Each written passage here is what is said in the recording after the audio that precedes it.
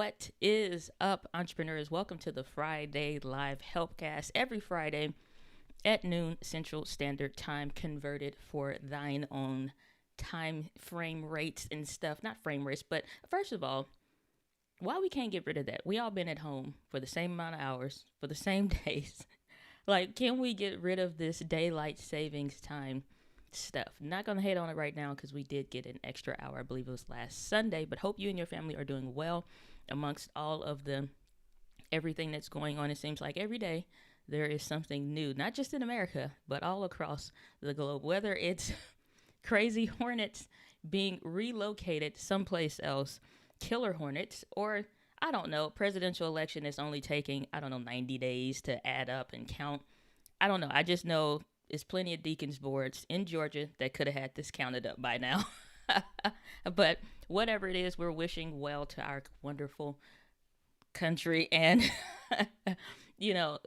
for whoever, leads. And we're not going to get into political things, but I'm always wishing well for leadership anywhere, because the country can only move as fast and at the speed of the leader. And that's true for any organization. I learned it from a mentor, and that's been something I've always held dear. So praying for just clear guidance and a clear path to do great things. Because I think overall, we all are wishing for 2021 to be a little bit kinder.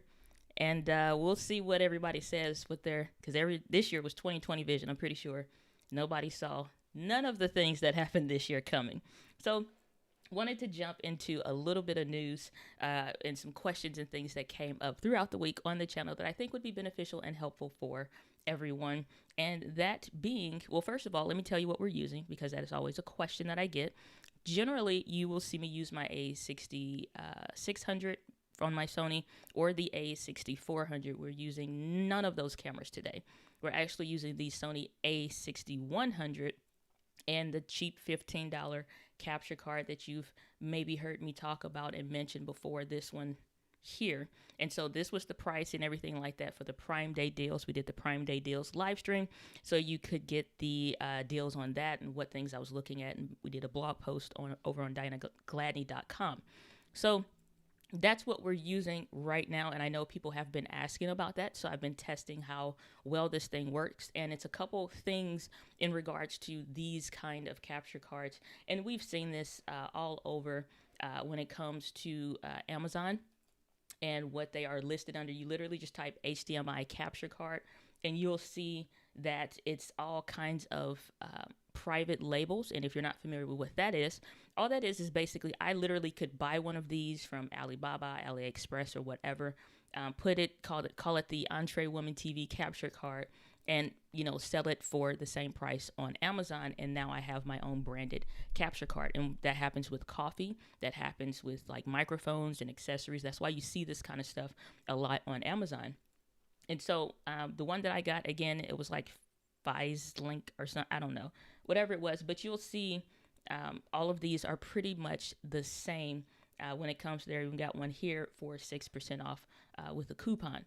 And so with these capture cards, I've been testing, and what I'm finding is that there are some slight differences that you would want to do and change when it comes to using these, just to get a little bit more out of there. Typically, with the Elgato Cam Link, that if it's the same kind of technology, and we see that it is, I want a rebate check for how much these were going for. But I guess stability and probably, warranty and customer service is kind of back of that price as well, which is always nice, which we don't have with this.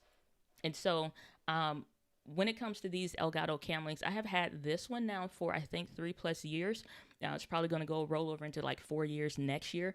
But I've had had this one specifically. This is the 1080p Full HD model. Nothing really special about this other than it has worked. And I mean, it's worked extensively. All of these tests that I do when I'm testing cameras for live streaming and how well they hold up and all of that, these are done on that Elgato Cam Link. So it's taken a lot of beating from me, even when I forget to unplug it and, computer stays on overnight and like up and awake, the camera stays on up and awake overnight, and it does fine.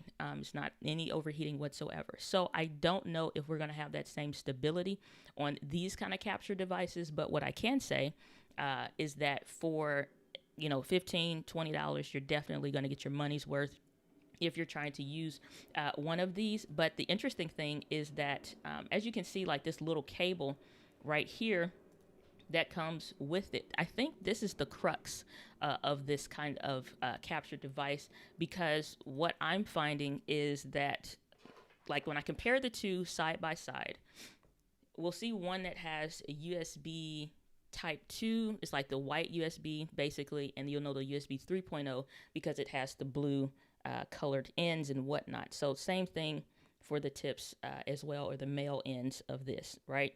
So what I did was replace this one that came with it. Obviously, it'll work, and I've used this if this is all that you have. But what I've done is taking the one from Elgato, and I've tested it with that to see how well it would work. And then I also took just a longer version of this if you need to kind of push your camera back. Maybe you're using something like a 35 millimeter, maybe a 50 millimeter for some reason lens, and you're trying to live stream with that. You need your camera back further away. And so I have that, a longer one that you can just buy at your local stores, electronic stores, or online on Amazon. And I'm doing that, but I've updated the cables to just kind of be a bit better. And I'm finding that you can get better performance out of that. I don't typically do 4K, 24 frames per second or what have you when I'm live streaming. It's usually 1080p, because if the Elgato registers a 4K signal in this 1080p body, then it's going to say like no, and you won't see any information. Whereas on this other one, it's still pumping it through, which is very interesting to me. So the stream won't be in 4K. It's just interesting that it still passes through the 4K feed. Does it overheat? Not yet in my experience, but that is a concern when you're using some of these different, third-party knockoff brands, is the heat sink. Basically, the little paste and stuff that's on the inside is starting to get pretty techy at that point. Basically, the stuff that keeps the other stuff from melting and burning and smoldering. So if you notice that you're having that issue with yours, like within the first 30 days of you getting it, because you have a warranty from Amazon, I would literally suggest like stream privately or unlisted and just let it run and see what you get. You can do these kind of tests in your living room because they're private. Nobody's going to see it or find it. And then that way you can see, is it overheating or whatever. Because I'm saying for some people it may cut out or whatever. But again, I don't know if that's a cabling issue, but like I suggested, replace the cable and I think you'll have better success. So Sigma 16, Sony a6100, and this cheap capture card is what you're looking at the stream at right now. And then, of course, Bubble is here. You can go to diana.link/join if you want to hop on and get your questions answered live, or take a look at your gear equipment. If you want a YouTube channel review, those are available as well. So in the chat, we got Dr. ELO saying, hola, hola. Good to see you, my brother. Glad that you are here. Said hashtag modding for LSP and watching you. That's good. So hopefully there's nobody causing trouble over there with Luria and David. They're doing some amazing things. So if you guys are trying to get into event streaming, more, I don't know, just freaking wildness when it comes to streaming, those are your go-to people. A love outreach saying, well said, indeed, indeed. As far as earlier, we got the DevonChambersOfficial.com. Don't know if that's a website. Probably don't go there. Saying, hey, good to see you, Devon. Glad that you are here. And we have Real Estate Real Talk with Sesta saying, hi, Diana. Happy Friday. Thank you again for all your tips and information. Always a pleasure. Always a pleasure. So, guys, feel free to drop your questions and things like that. Again, we're streaming on the A6100, the cheap capture card that I picked up on Prime Day. I've been testing that out through this week. So I think for, $15, $20, even some of these you can find for $9 here over on Amazon. It's the same device. I'm not even sure if the person I bought it from still is selling it. But it's literally the exact same device. The only thing that I would suggest, like I was saying, is replace the cable with something that's a little bit better, a little bit sturdier than this one that comes in the box, which is fine to use if you have it. But I think anytime you're talking about cabling stuff, which it doesn't feel cheap, it feels the same quality as anything else, just probably update that. I still recommend these L-shaped HDMI cables. It's 2 that comes in a pack. If you go to, I think it's diana.link/Amazon, you'll see my recommendations on Amazon in my Amazon store. Probably pull that up real quick. And if you go there, as we shall do right now, then you'll see my storefront on Amazon. Have a nice little page up here. So again, you want to know what gear and stuff I recommend, it's over here. My current setup, stuff that's recommended that I use, that you use if you're trying to do the M50, or even stuff with your smartphone. But if we go over here to my setup, these are the cables that I'm talking about. And so it's these Seadream. It's a 2-pack, so one kind of angles up and one angles down, L-shaped adapters, as far as how it will go in there. And the reason why I recommend getting these for the actual kit for that is because even though they all these cameras have micro HDMI ports, not all of them kind of like work the same.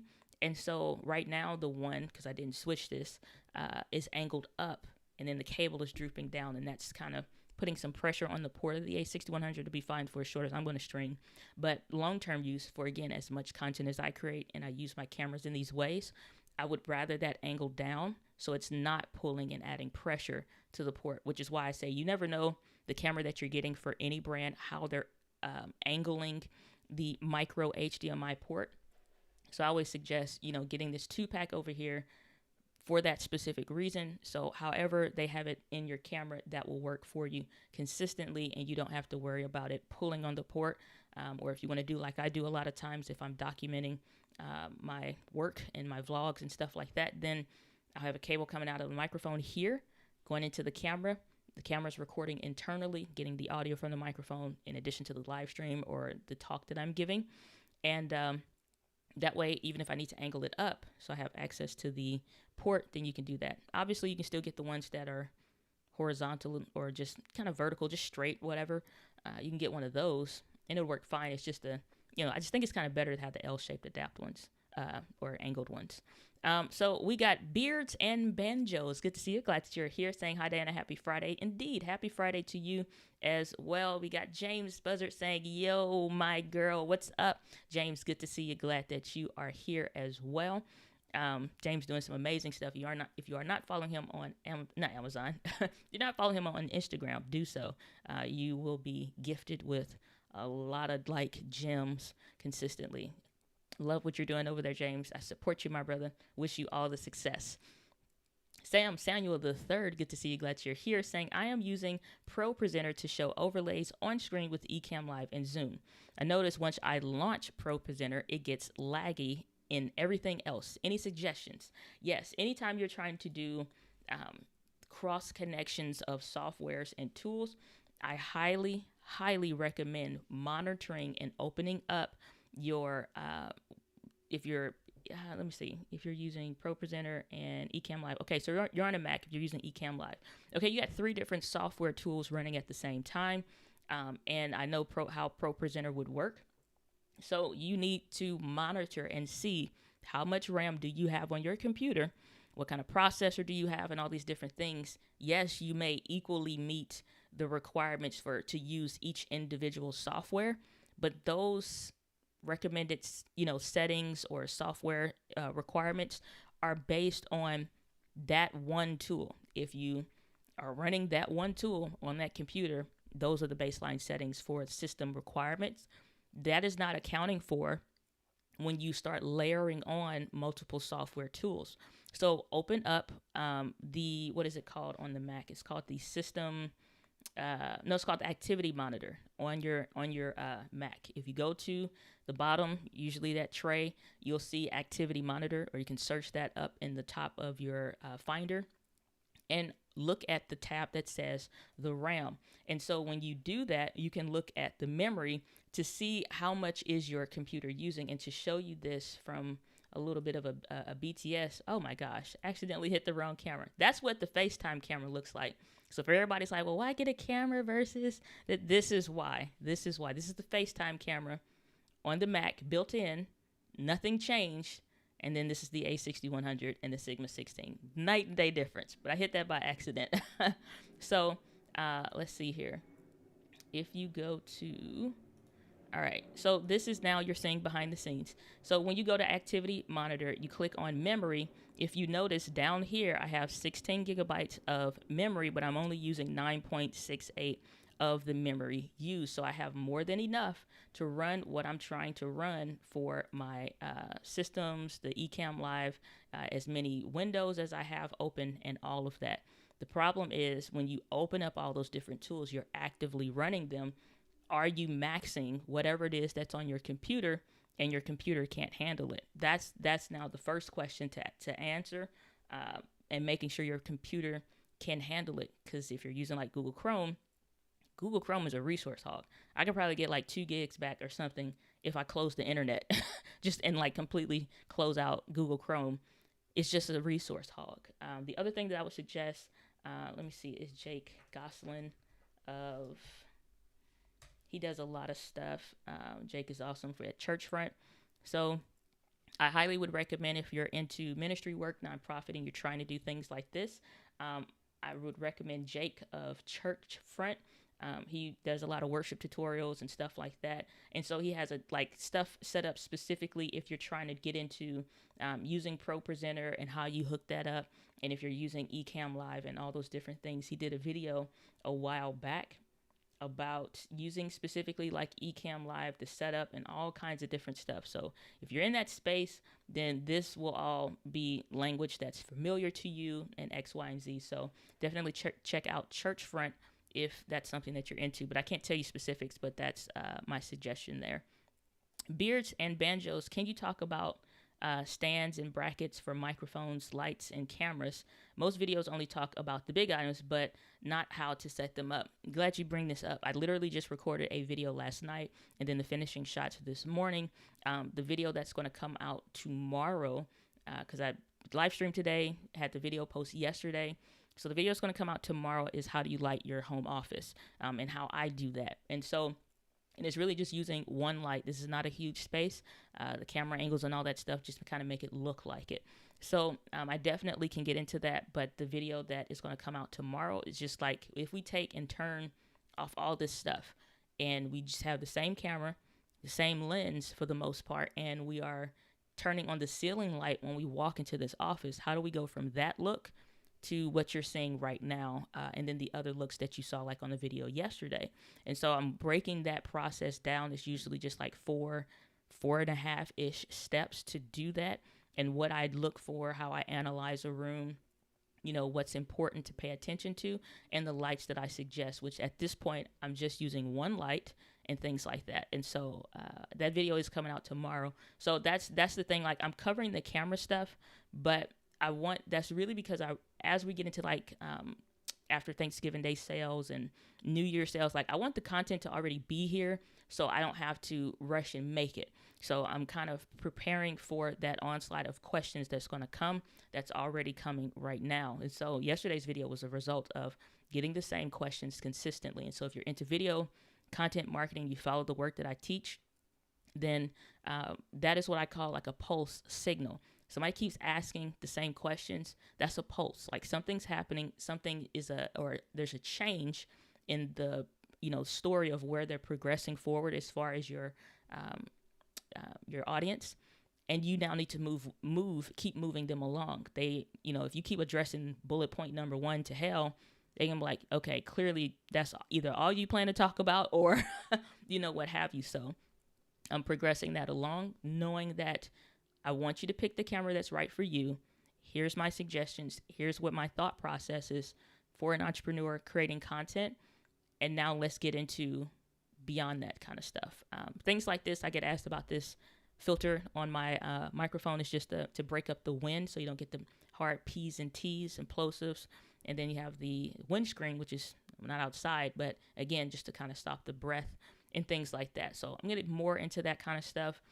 More into the settings that I recommend, because that's another question I literally just got and answered this morning about live streaming. What settings would I suggest for live streaming? How would you do that? So progressively taking you along, but if you guys always have any questions, feel free to drop those below as well.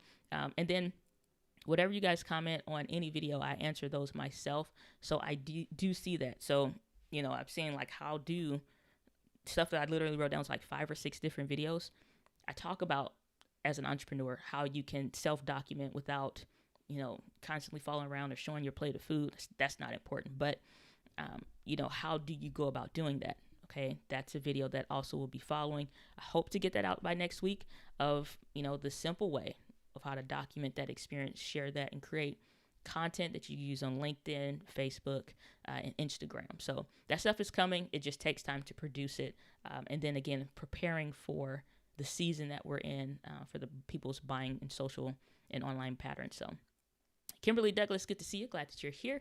Saying, hey, Diana, saw your vid on the ZV-1, A61, Z61. Okay, those cameras. After much consideration, I'm going to go with the ZV-1. I think it's perfect for me as a beginner. Love your videos. Well, I appreciate that, Kimberly, and I'm glad that you made a decision on what is right for you. I will always celebrate whatever cameras that y'all buy, even if it's some brand I've never heard me talk about a lot on the channel.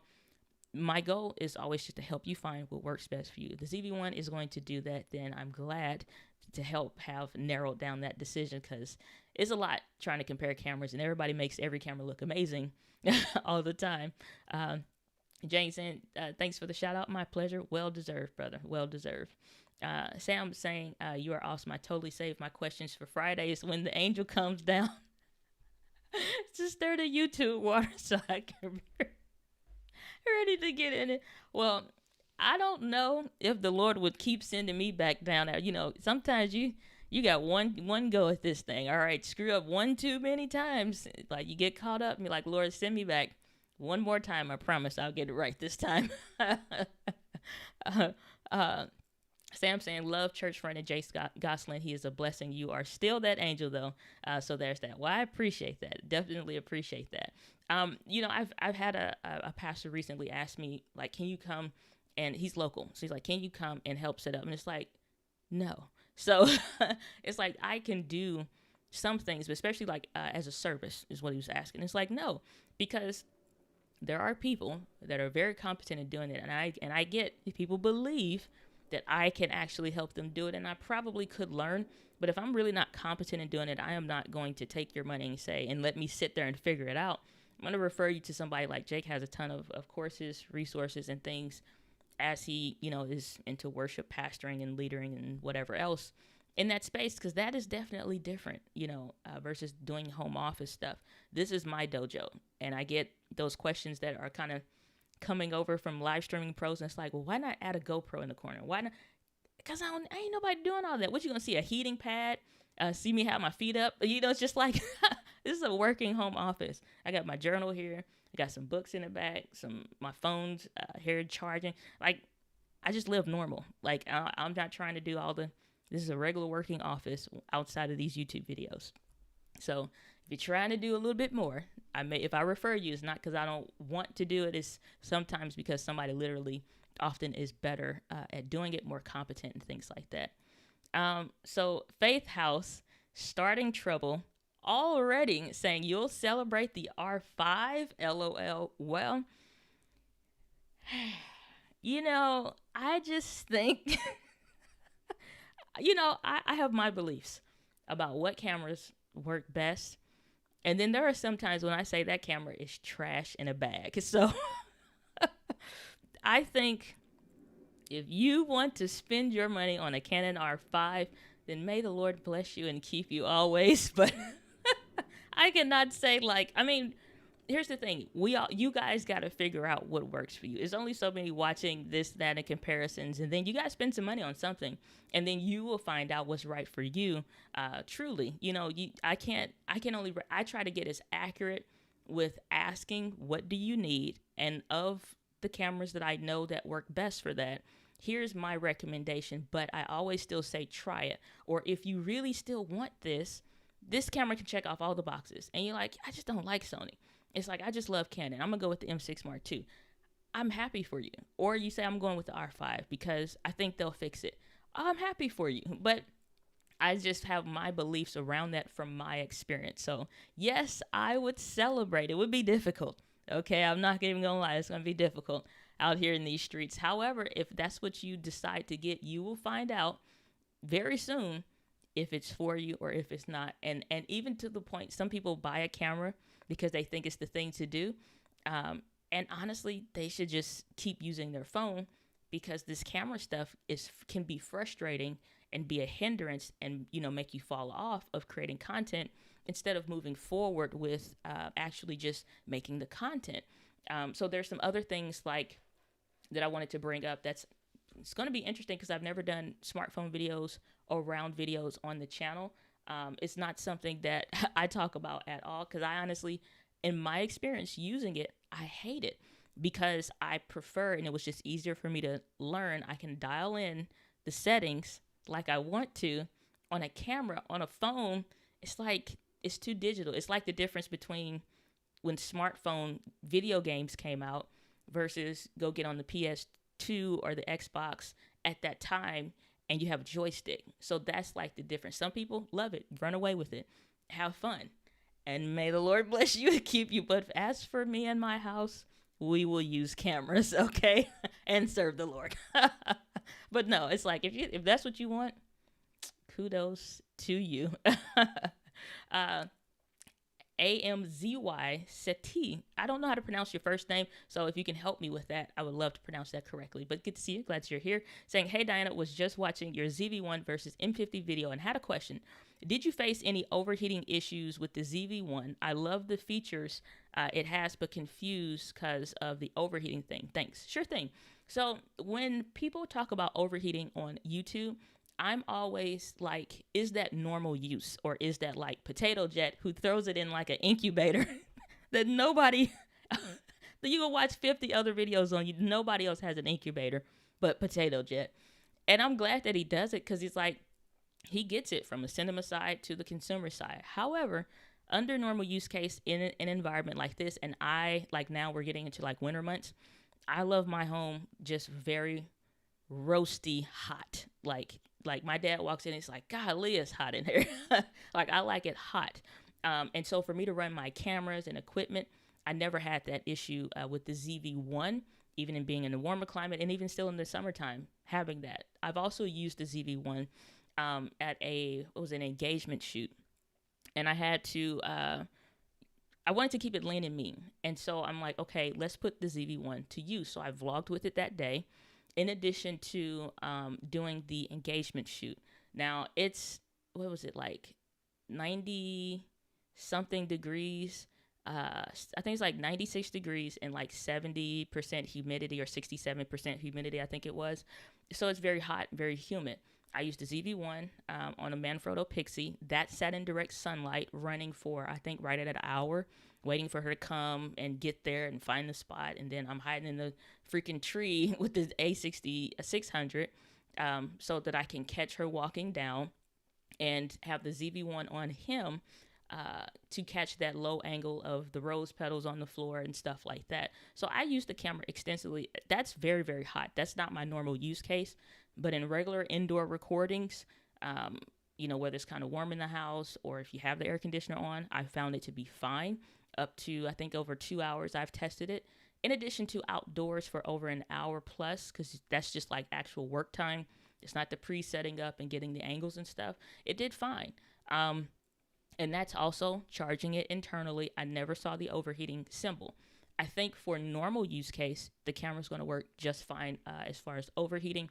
I really don't think that that's something to be concerned about, because if a camera has overheating, I never would recommend it. That's why you've never heard me talk about the A6000, 5000, or the 6500. Any of those older Sony cameras, they had overheating challenges. You've never heard me recommend them.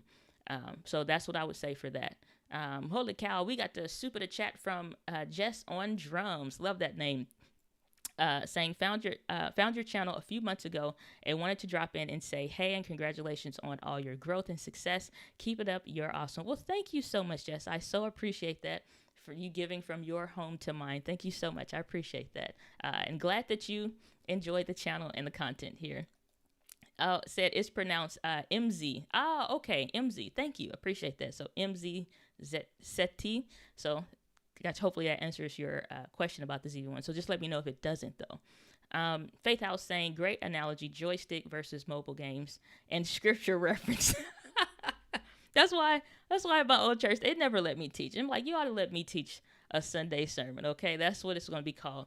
Mobile games versus the jar. Are you? No, I'm just kidding. But Bob Mode saying, hey, Diana, this is Bill Nolan. Good to see you, Bill. Glad you're here. Saying thanks for taking the time to educate us. Always a pleasure, Bob. Or, well, Bill. Always a pleasure, Bill. Super chat. Another one. Holy cow. Saying, I never knew we could send our offerings. Say less. Your wisdom is worth it. Keep doing this, please. My business is growing because of you. Well, I'm so that means a lot to me. It really does. I try my best to be as honest, upfront, and very frank about this kind of stuff because honestly, when I was first getting started, it was either you're a photographer or you're into filmmaking, and I was neither. I'm an entrepreneur, content creating entrepreneur essentially. And being that person, I'm like, I gotta pick and stop a video at 1 minute 27 seconds, and I'm like, what the heck is aperture, and how do you spell it? And so it's like, okay, it's like, now if I'm describing that, so it's a quote that says something about being able to explain it to a concept to a 5 or an 8-year-old, and that's how you have explained something well. So that way adults or children can understand that. So I'm like, aperture is not well explained, and the concept in itself and how stuff works and the blades, and I said it's kind of stupid. So like even in the video that I'm posting tomorrow about lighting, that's going to be about like when I explain aperture, because that's important when it gets to the part about the lenses and helping the light. I'm like, imagine your eyeball, and this is the aperture blades. When that number is big, it can't see. When you lower the number, for whatever reason, it opens it up, and now the camera can see. It gets more light to the sensor, and that's how I just describe it. So that's something a kid can understand, and it definitely helps us adults. Probably helps us more adults than the kids understand a concept like aperture and stuff. So I just try to be as helpful as possible, but I appreciate that. Devin saying, been on a call since you started. Did I miss much? Oh yeah, we gave away $50,000. Oprah came through. She's doing some house giveaways. So yeah, you missed quite a bit. Be Love INC saying, peace be unto you and to you. So I'm using the Sony ZV-1 camera and will be going live for the first time on YouTube. Need help with 2 people going live at the same time in the same room. What would you recommend? So if you have one ZV-1, do you have one camera or just the 2? Because if you're doing like a 2-person setup, and like how soon are you doing it? Because do you have like the 1 or 2 days to let Amazon send some stuff to you? Because if not, then that's will let me know. So a couple things with that. So I want to recommend to you a video that I did a while ago, and that is it's like a 2 to 4 person live streaming setup. It is using the Canon M50s, and it is using the let's go here. And this is when I first got the Sonys. Knew nothing about changing settings and how to get the best look. So if you look here, I'm using an audio board. It's just like an audio interface, so that I could not have to worry about or avoid, really worrying about USB microphones and whatever. So I have 2 microphones that can connect via USB, but the computers don't always receive that well. So an audio interface, and you can find these with just 2 of them if that's all you need. I just found this one on like Facebook Marketplace for $60. Usually the ones with like 2 can run up to like $80. So I'm like, this is a good buy. It was brand new, still with plastic on it. Anyway, audio interfaces basically take that analog XLR signal, the traditional 3-prong port. You plug in those microphones, and then your computer is just getting the one USB cable, and that's the audio source. So you can adjust the audios and all of that. And then I'm using, so like, here's the example of what I'm talking about. So usually these go for $129, and then you can find the one that has 2 on here. Skip too far ahead, I think. Where is it? There we go. Well, gosh darn it, Diana. Let's just hit play. Boom. Okay, so even with that one,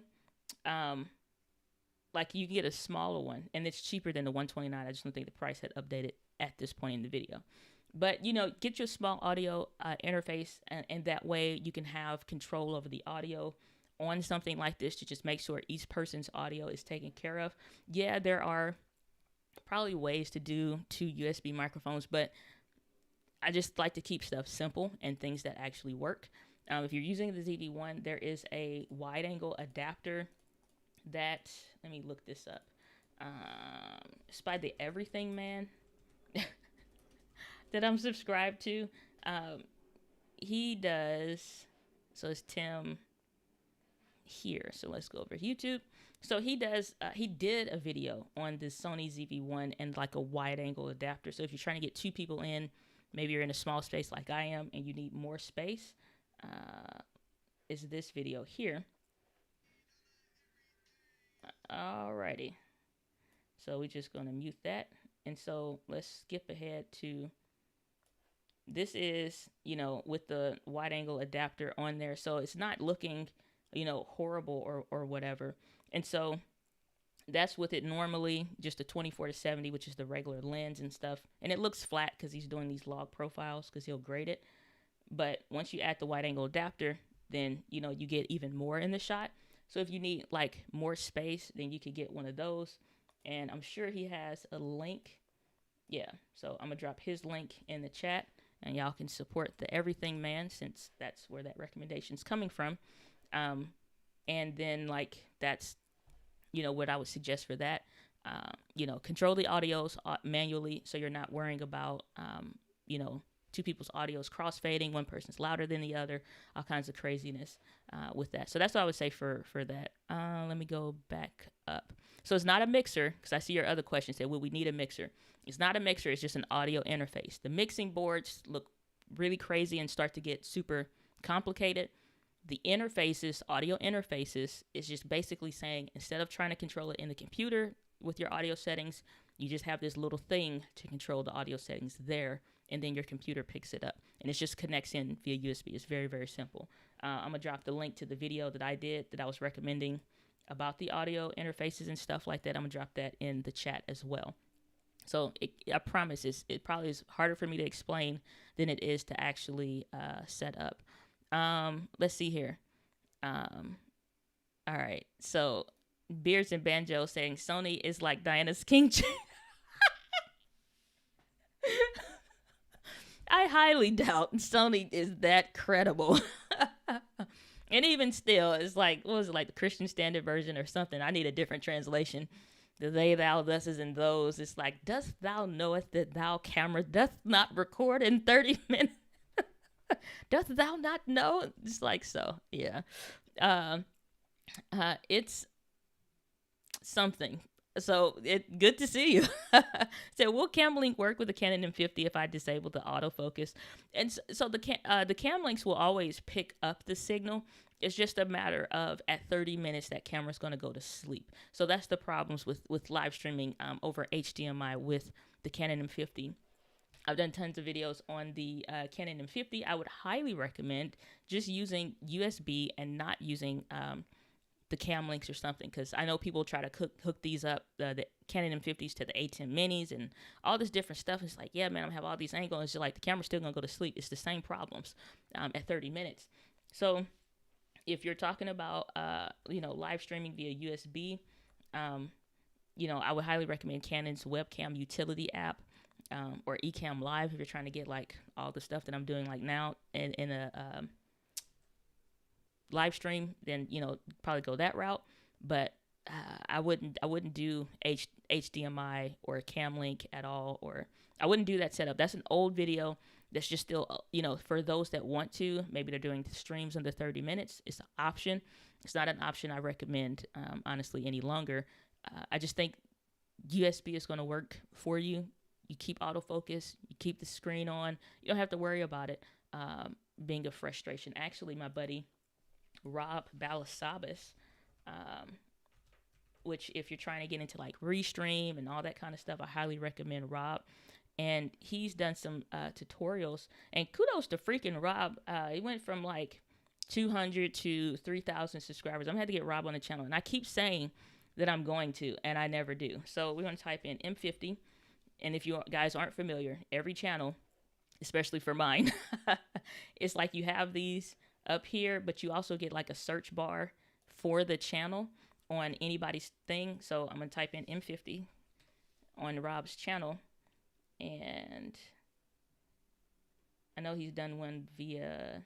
He's done a lot of videos actually. All right, so dag Rob, can't you got a lot? Rob has a vast library also, but it's somewhere over in here. But he's done one on how to live stream on the Canon M50 using the webcam utility beta, like how to install it and all of that or whatever. So I'll just link to Rob's channel, and Merry Christmas to you. Looking for that. That's my gift to you. So if I can find it, I'll throw the link in there. But for now, moving right along. So uh, MZ saying, it does. My plan is to use it for talking head videos, hopefully in 4K. Just didn't want to burn down the house, so being cautious. I completely understand. So, like, that's why, like, today I'm testing this capture card. Like, we're not on my, these are my cameras that I own. Please don't drop my babies. So, A6400 and my A6600. I'm using neither of these cameras today. I'm using the A6100, the Sigma 16mm lens, and this cheap capture card that was $15 on Amazon. So like if you did want to go a budget route outside of the lens, because I could have put the Sony lens on there, but the Sigma just looks better in my opinion. Does a really good job. So I'm using this capture card, and so I'm like, is it gonna burn through my cables? Is it gonna like be a problem? And so far so good in my testings this week that I've done with it. And I was like, now you're going for the goal. We're going to the Olympics. Let's see if you can handle the Helpcast. And so far so good. So yeah, the ZV-1 is going to do fine long-term recording. And so there is a video that I did. I think it's like an hour, close to 2 hours. But even after I'm done doing those, I'll go watch anime or something and just let it run unlisted and just do a crazy test. The ZV-1 is fine. It can handle it. So I hope nobody misunderstands as well from my last video. I'm not recommending the ZV-1. I'm just saying, if that's going to be the go-to reason, it's up to you if you want to or not. It's just like, and it can handle it, but it's like as much as I'm doing videos is kind of what I'm measuring that against. Maybe you're doing once a week. That's not a lot. It'll be fine. It'll be perfectly fine. Actually have some ZV-1 videos left over that I never got to editing. Saying, can I ask a question from above on the mic piece below the first super chat? So what? So are we asking about the mic setup or something? So let me know what you mean specifically, Sam, and we can come back around to that one. Bill saying, I was working on connecting to the laptop to continue streaming past 30 minutes. Should I use the iRig or an HDMI capture card? So iRig is, I'm familiar with their audio stuff, but working to connect to the laptop to continue streaming past 30 minutes. On the M50, you got to do that crazy workaround where you're connected via HDMI and USB, and like you got a lot. Even that video was something I really wanted to do. It just was an option. People were asking. I'm like, this is what I found. So Merry Christmas. But you got to use some kind of USB to keep that camera awake, or just use USB to live stream. If you're talking about like an M50 kind of a deal, I wouldn't recommend that. But let me scroll back up to your previous comment. Just trying to make sure I didn't skip past any previous reference that maybe would help with that. But I'm not seeing anything. So let me know, Bill, if I can, how I can better answer that for you, or maybe give a better recommendation. So Random Life Productions, good to see you. Glad you're here. Saying, if you're at F22, you're as dark as hell when you're when you're at F2. Hello, blurry background. So yeah, it's just like, and that's explaining aperture. For those of you that asked, this is like the bigger the number, the more that you can see. We're really talking about depth. So like again, when you're talking about aperture, what's happening in the lens on the camera and stuff, you have an f1.4 like I'm at today. That lens is all the way open. The blades in the lens are all the way open. The eye of the camera, the sensor, it can see a lot more. But what that means as far as like blurry background is this much space. Like if you're at f1.4, it's like the depth is shallow. It's this much space. You start going to f22, f12, and whatever. The bigger that number becomes, now a lot more things are in focus. And like I said, I think they could have described and came up with terminologies for the stuff way better. So how they came up with this in the camera where it makes no sense to me. B-Love INC saying, we will be on the same camera, and we do have 2 cameras. Okay.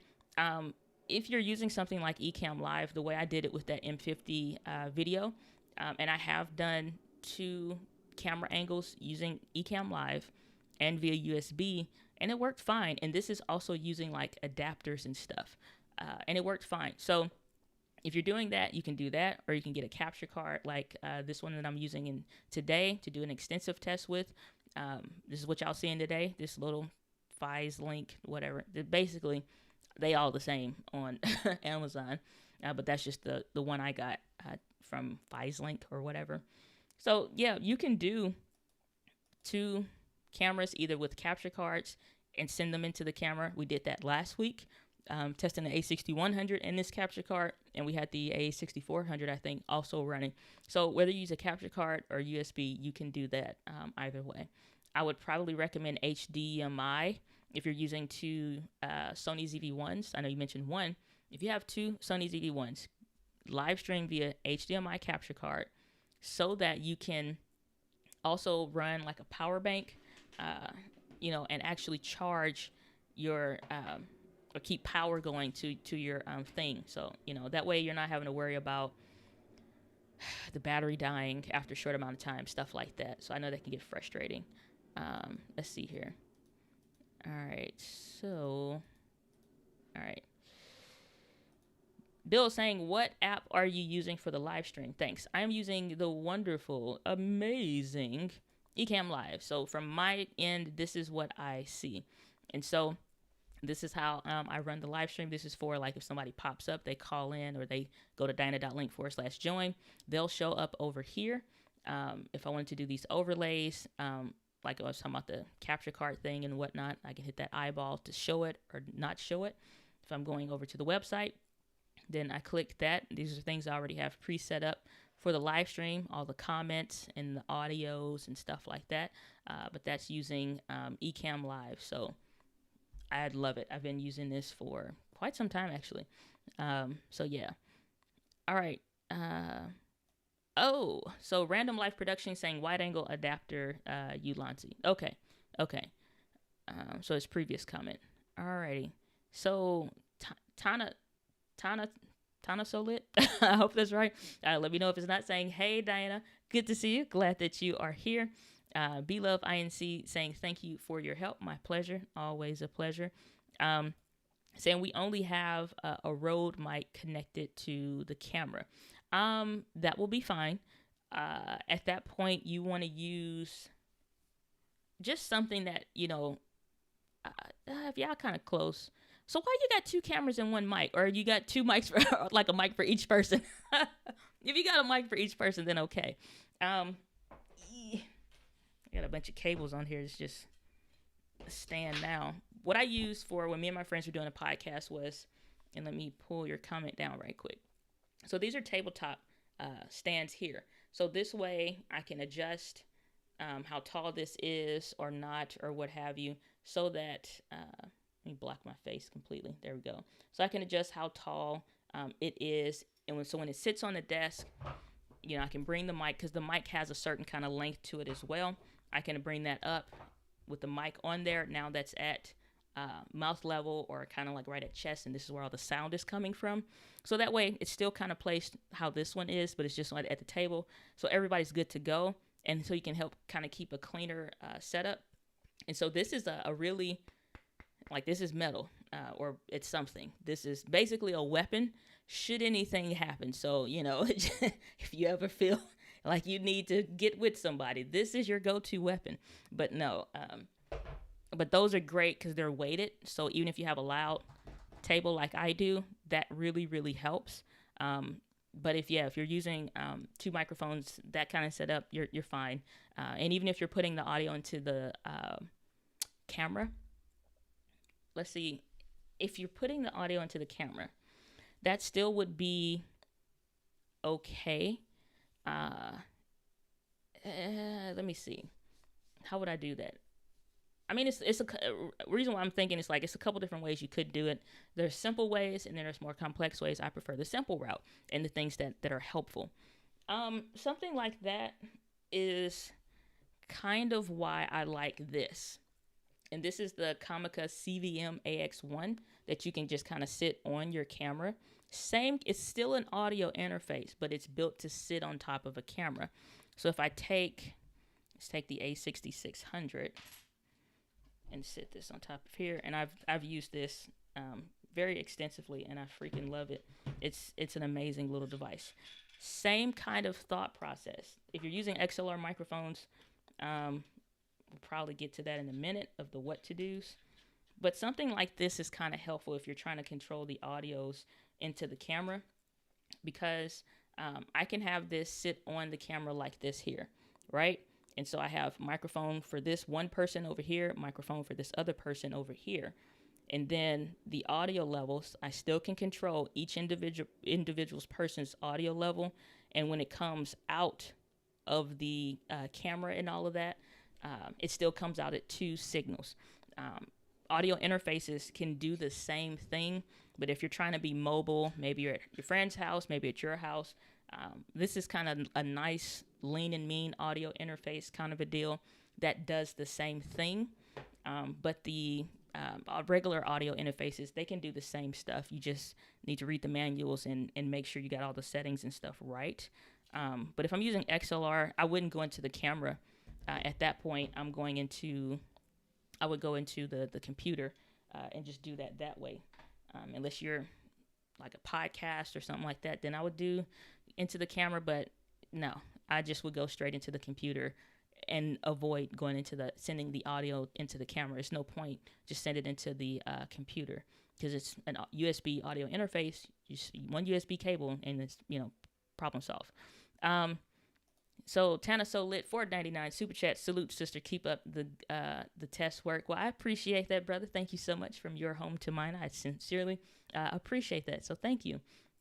Random Life Production saying, I agree, USB is good on the M50, instead of the HDMI. Tana saying, I have an issue with Canon's utility app dropping frames for some reason.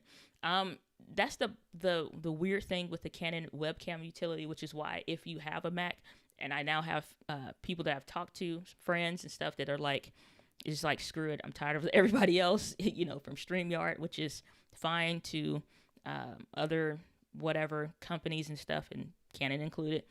It's just a lot of issues. They literally would buy a several-year-old Mac that can handle Ecamm Live, and they use that for streaming. They may still be a PC person, but it was enough for them to invest. So depending on the what, maybe that's a route. But with the webcam, Canon's webcam utility app that they're using, I don't know what they're doing. I think they're probably like the only company that's still kind of like dragging they butt. It's just like they are just being slow. Like the fact that it came out with less than 720p. It's just like, and that's not even base. 1080p full HD is the regular. I don't understand that. I really, really don't. Unless it's an issue where, and I'm not even saying like super like strong system requirements or nothing. So I don't know. It's really weird with Canon. The best I can say is send something out to their customer service, see what they have and what they can suggest maybe on their end that we're not familiar with as consumers, and see what's what. But I don't know. I've been hearing a lot of stuff about that with Canon, and it's just kind of weird. Kind of weird. The Trey Van Camp official, the official very first ever vlog pastor. This man is brilliant. I'm telling y'all, brilliant.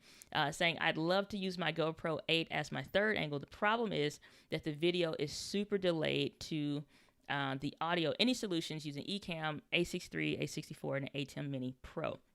So in that case, I wouldn't be, whenever you're connecting multiple camera angles, I would never try to also really worry about audio from those multiple camera sources, which is why I'm always saying, like, especially like I know for your live streams, you have your primary audio source.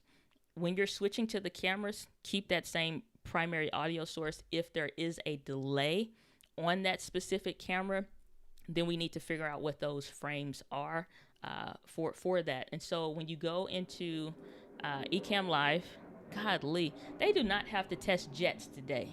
The military's doing too much. So freaking plain.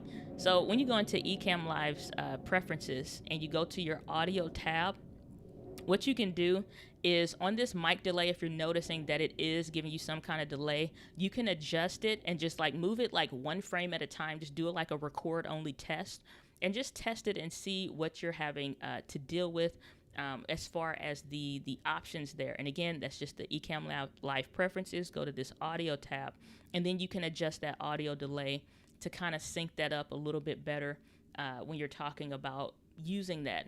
In addition to, sometimes the issue is your cable.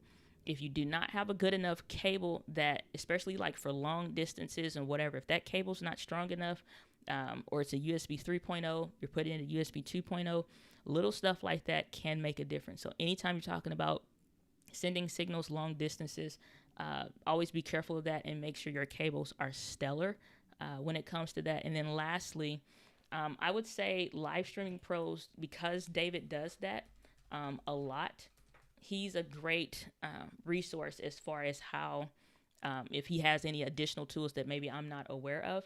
He does that a lot with his live stream. They're actually live right now.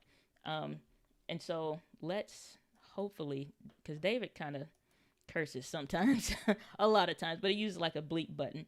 But they use Ecamm Live. He uses the GoPro, and they probably aren't doing a ton of angles right now. Just trying to skip through this. So here we go.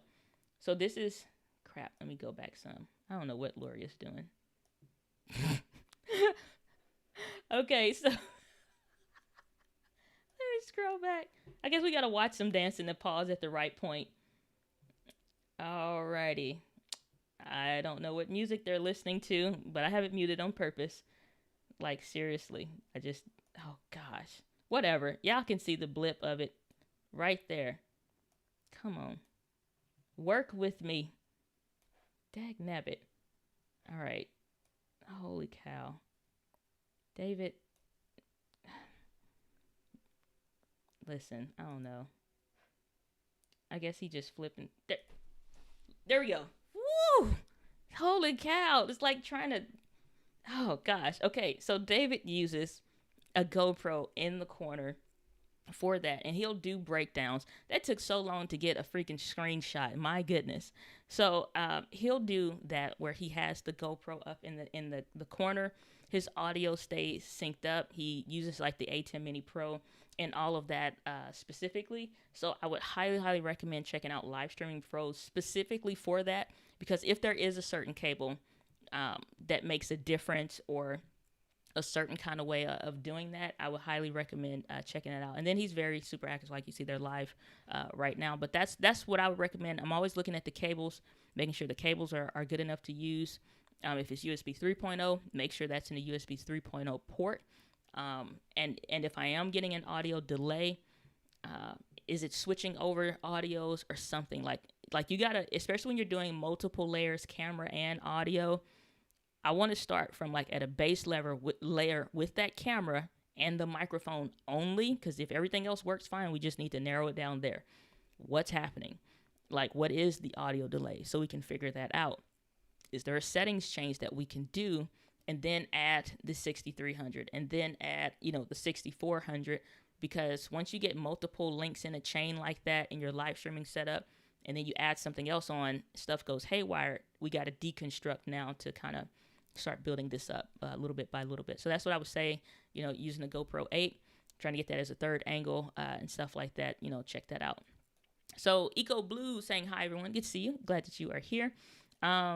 B Love in INC saying, was thinking of using our second cameras, the M50, for our separate camera. Do you not recommend it for YouTube lives? It's just if you are going to do it for the M50, the original ones, USB is going to be the way to go, because and even with it being some issues around the Canon Utility webcam app, it's still an option that will get you there. I know Rob uses it a lot and it works fine for him.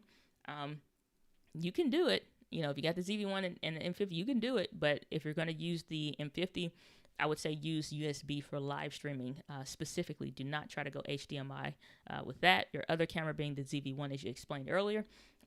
Use HDMI for that so you can charge USB internally for that. And that's my suggestions on that. I think I did a video. I'm at the place right now in my content. I'm constantly having to search for like I know I did a video on this. I'm pretty sure, or whatever. So I did do a video that kind of explained those settings if you're using the ZV-1 for live streaming, and just like the HDMI versus the USB. And so I did go into some of the settings and just kind of like what it takes to get there, and like even you can live stream via USB using Sony, but I wouldn't say do that on the ZV-1 for the one reason that you need to use your USB port for charging, because that camera is going to die. The camera battery is going to get depleted pretty rapidly. So I threw that link in the chat, and you can check that video out, and hopefully that's helpful for that. Let's see here. Let me go back up. All right. Saying wait. My name is all over the channel. Okay, when you clicked on this video, it said Diana. How could you? How could you spell my name? No, I'm just kidding. You know what grinds my gears about the name? I'm fine with everything Diane. If I see Diane, oh, heavens to Betsy, as my friend would say. It's just like, why? You know why? Because it just like my mom, if I was getting ready to get a whooping, like as a kid, and she say Diane, it is just like, put all the toys away, just turn the TV off, unplug everything, just get a book and go in the corner, because it's happening. So, but say, do we need to go live to YouTube straight from the Ethernet or just Wi-Fi? Ethernet always. Never live stream via Wi-Fi, because even though I'm literally in the same environment as my Wi-Fi box, upgraded the router so that's stellar. The cables were freaking expensive because that's stellar.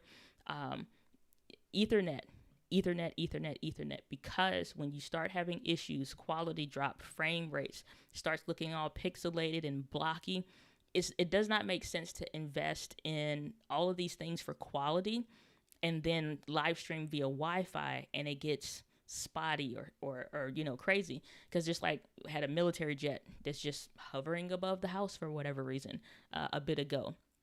Sometimes the whatever they are doing can impact what's happening with my Wi-Fi signals, but my Ethernet signals are fine because it's direct. So always use Ethernet, never use Wi-Fi. Be Love saying, I was on your last live stream. Thank you so much for all your help and letting us know about the Ecamm Live. My pleasure. Definitely my pleasure. So breast cancer, sip and chat with Queen Bee. Good to see you. Glad that you are here, and hope that you are doing well. So I haven't seen you in a couple weeks, so I hope you're doing good. Says, sorry, we don't know. We need help. You can ask as many questions. It is called the Helpcast for that reason. So y'all never need to feel bad about asking questions, or like, I'm sure you, some people hop in, and if I've not seen their name before, then they're like, I know I'm asking so many questions. I'm so sorry. It's called a Helpcast. I'm here to help. Feel free to ask your questions. Or they're like, well, I know you probably answered this. Or ask the gosh darn questions. You're fine. So no worries. Saying that's a good bit of kit that's all English. Like that's a good bit of kit there. That's that English like. But yes, agree with you. Trey Van Camp saying, I'm just using the Rodecaster. So yeah, if you're using the Rodecaster audio mixers and stuff like that, I'm trying to think of, I know Joshua Verwers uses that specifically, and I know it has a lot of things. I would try to get as much right, and especially because you can record internally with that, I would put headphones onto that. Make sure as many things are right as possible that are coming into there, and make sure it's right there.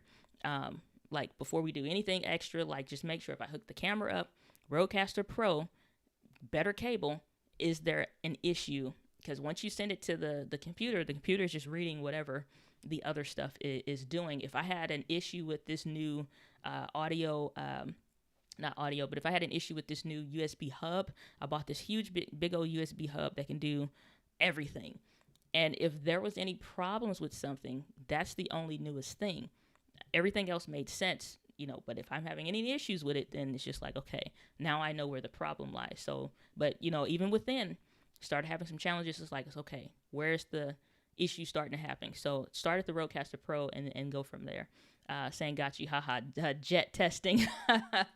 Yes. So I do the mic delay 1 frame. Works great for the other ones. I imagine I just ditched the GoPro.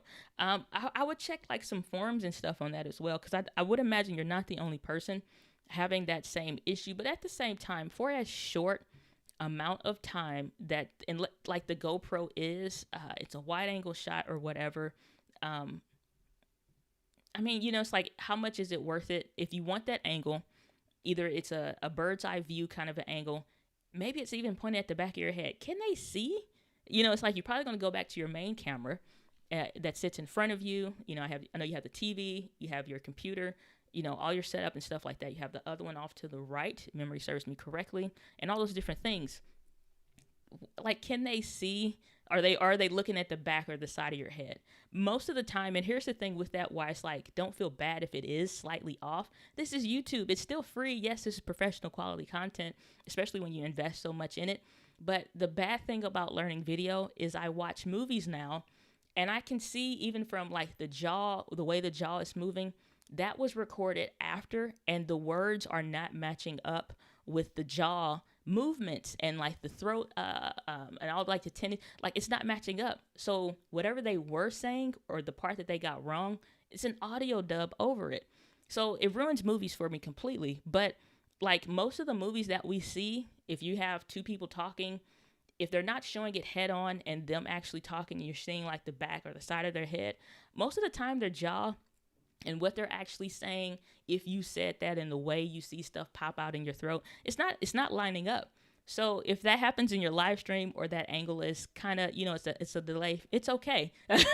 Movies that cost way more than anything that we can buy with our live streaming setups, it's okay. So if it's a bird's eye view, it's fine for the few seconds that maybe somebody would see it, enough for that dynamic to be there. I don't think anybody that's in your audience would really notice it, unless they are a nerd like us, so or like me. So in that case, I wouldn't worry about it a ton, because I literally watch movies all the time. Like, that's underexposed. The shadows are noisy.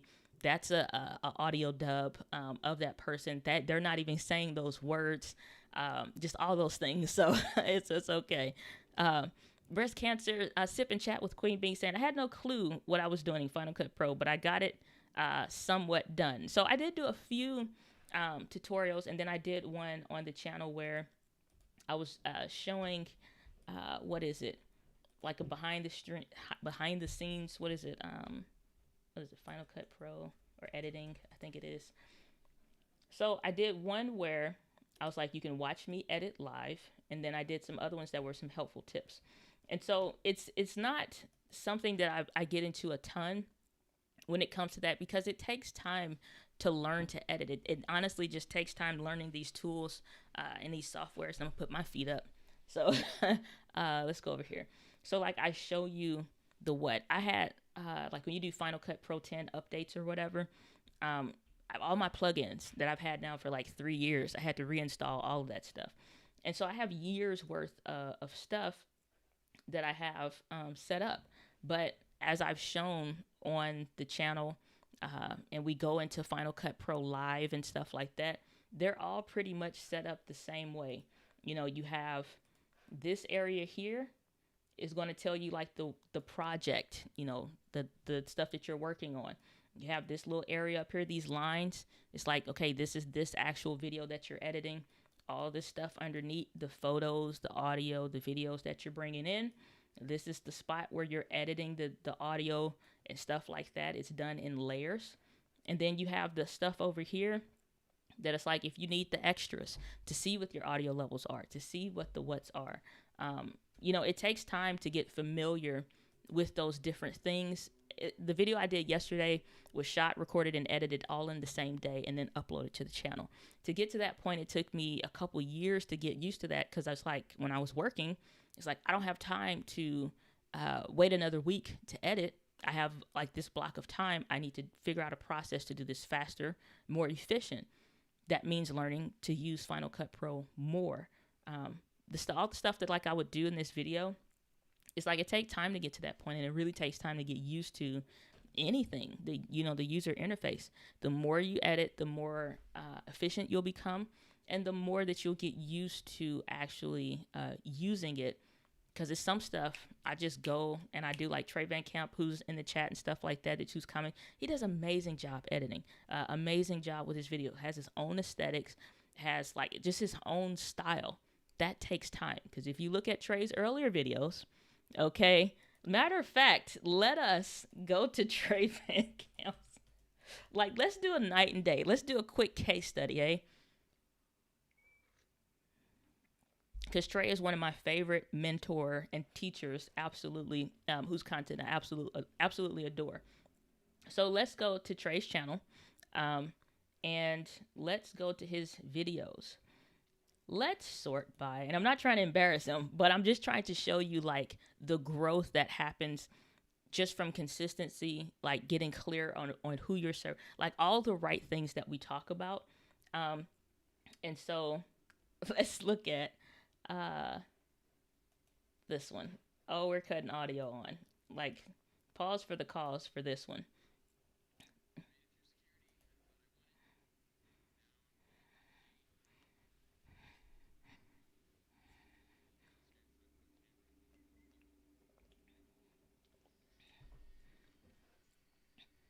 So, like, we see Trey going through all the different things when it comes to video. Let's go back, look at his first, like, regular video.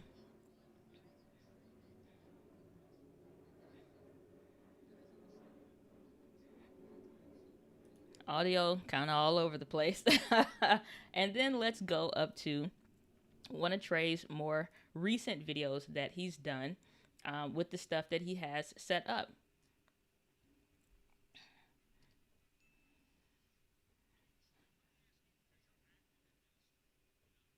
Okay, so you see how he has this, that's a live stream setup. Like, Trey is killing the game, right? And then let's go to one of his regular recorded videos. So that's still the live streaming setup. I know you've been using that a lot more. So let's go here.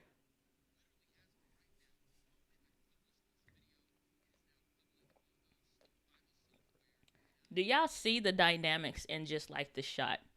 Color graded, own aesthetics, ambient lighting, Jesus is better sign, a freaking TV going on, center framing, like all of these, like, you know what I'm saying, properly exposed.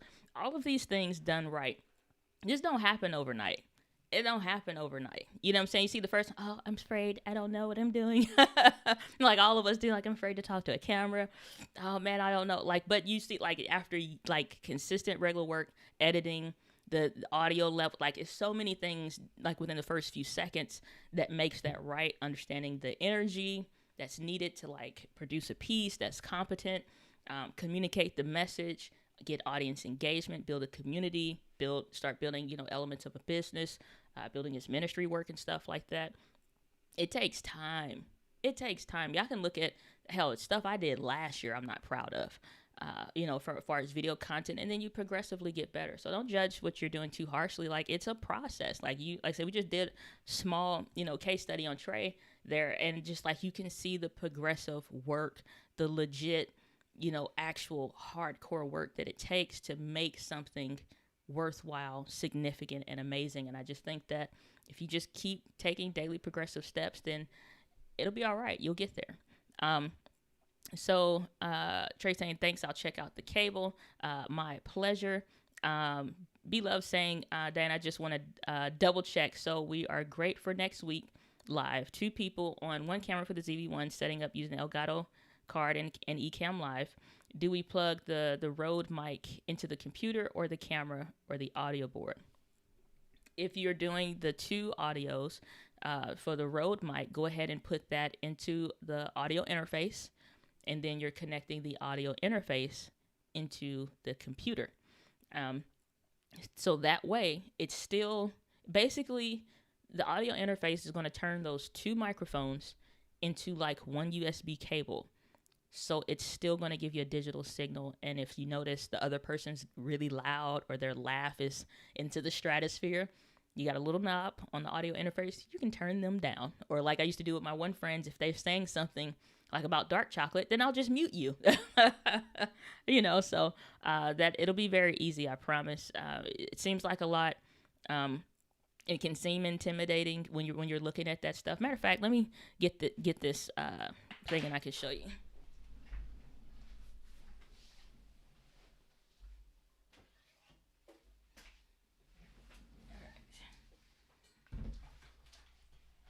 So more or less, it's going to work the same way on the one with two.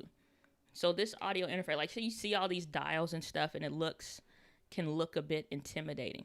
But basically, because you have the two XLRs, right?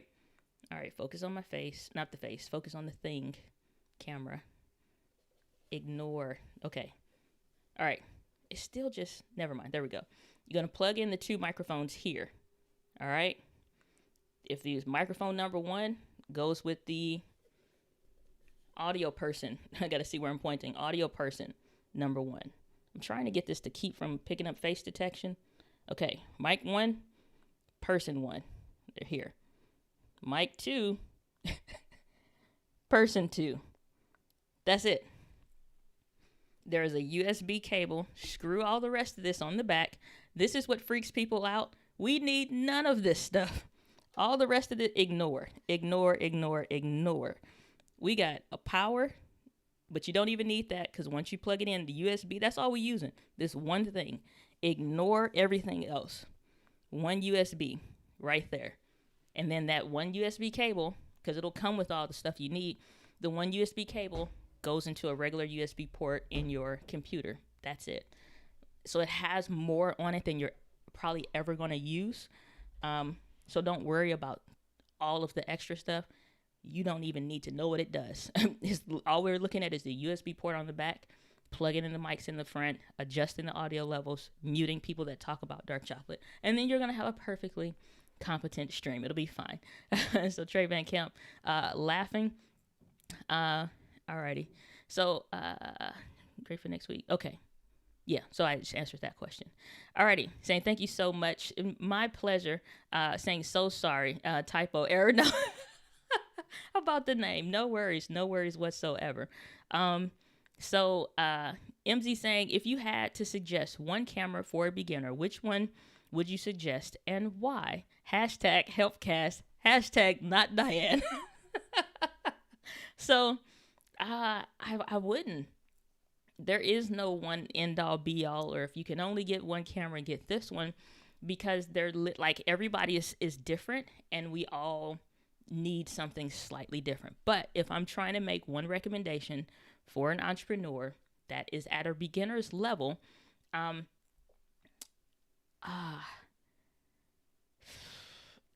guess I would probably say the A6600, because no matter what you end up doing when you get out of beginner phase stage, even if you stay there for a year and a half or 2 years, or you hire on somebody, like you literally can stay a beginner as an entrepreneur and hire on a video person or hire an editor and let them tell you what to do with the stuff. Or it's like, hey, change this setting on your camera and move on.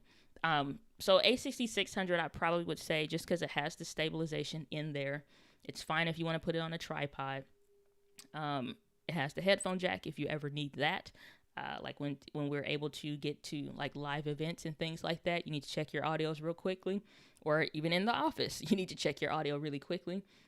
That's probably the one I would go to, because it's still the same thing as the A6100. It's just a different, few different things in there that if you need them, they are there. If you don't need them, don't worry about it. But that's if a price thing is a concern. A6100, you don't get picture profiles, headphone jack, internal stabilization, and that's fine because it does all of the basics. We're using the A6100 right now. Nobody's complained and said, you know what, Diana, your video today looks awful. So, no, and it's like usually if the audio sucks and the video is really bad, people are like, ugh, you know, nobody said that or said like, hey, what's going on today? What's going on? Nobody complained. So if you like what you're seeing right now, this is the A6100, the cheap capture card that I talked about and recommended there that I got on Prime Day that you see littered all over Amazon right now. But yeah, A6100, and if you want more features and the highest at the APS-C level, A6600. So one of those would be it. We have K-Walk Comedy saying, hi all, love my Rodecaster Pro. I am glad that you all are just finding the things that work for you. That sincerely brings me joy. Like, seriously, because y'all don't know the frustration that comes with buying something that's recommended, highly recommended. You get it home and you realize, you know what, this is not for me. These things weren't shared about it in all the videos that I saw, or nobody that I watched was doing it from the perspective that I plan to use it from. So you had to figure it out. So the fact that y'all find stuff and you use it and it works for you, I'm extremely happy, because that is like that is a lot of things, because you can just get to the business of doing and creating the content that is purposeful for you. And I just love that. B-Love saying the router and the modem is an all-in-one, and on the second level of my home, any recommendations to connect to Ethernet for YouTube Live? Probably get in touch with your internet service provider and ask them what they can do, because sometimes it is a signal. Sometimes they can move it for you, and this is not something that would cost. It's just like sometimes you get access to services that you don't know you have access to because nobody really asks. And so you can tell them, I'm having an issue at wherever you're going to be live streaming at. It's like, I need to not have a second, Wi-Fi thing. Maybe here's the language. Tell them that you are wanting to either move your internet to a different location than where it was originally installed. It's not working for you there. You're not trying to set up a second internet service, and that you're open to having a conversation about using a repeater, but probably not, because you need to connect it via Ethernet. So just see if they can move that for you. I had my person that came and I was complaining about it to them, not like, y'all better get here and do, no, just call, simple. They moved it from this wall that I didn't need it on, and they moved it over here. That's it, So if they, because it's like those little plugs and stuff are all over the place, and let them drill into the freaking walls. They got the tools, and you pay them every month for it. So call them and see what services are available to move it to a different level, because it's not working it's not in a place that you need in the home. You need it in a different location. So check that out and see if that's something that they can do for you, because they'll say something like, we'll just invest in a Wi-Fi repeater, or your Wi-Fi signals are fine. That's great. However, Susan, I need you to get a tech out here, because where this is installed is not working for me. I need this moved to a different location in the house. Let them run the wires and all the stuff. You pay these people for that. And even if it's $50 for them to do that, it's a good $50, because you don't have to drill a hole into the wall or, get the cable. So I would go that route and let them do it for you. Breast Cancer Stand, you missed my comment to look at my channel. Did I now? Well, I didn't see it. Let me go back here. So I got the last one was about the Final Cut Pro one. But if you want a channel review, yeah, and it was just like a hi. So I didn't see one yet. Yeah. So if I missed it, I'm just not seeing it entered in there. So yeah, I'm not sure. So if you want a channel review, we can do that in just a bit. But let me know, if you want a channel review, because I'm not seeing any comment about it, but we can definitely do that. So saying, where is Doc Rock? Can't hear it. I don't know what you're trying to hear. Oh, it's because it was on mute, I think, maybe. Some of the videos were on YouTube or whatever. So saying, where is Doc Rock? I don't know. He's taking a vacation. I don't know. Saying amazing job at Trey Van Camp. Looks great. Hashtag goals. I definitely agree. Hello from Betty Trevino, the DIY social media channel. Good to see you, Betty. Glad that you are here. Saying, yay, I'm excited now. Well, that's awesome. Betty saying, I need help too. My first lens for Canon, low light. So thinking aperture 2 or less, sit down videos. The Sigma 16 will still work fine. If you're using a Canon camera, like if you're on the M50 or the M50 Mark II, the M6 Mark II or something like that, the same one, Sigma 16 millimeter lens that I talk about is available for those. And I would start there. And that's just a great lens, honestly. So let's go here. It's like Canon EF-M mount.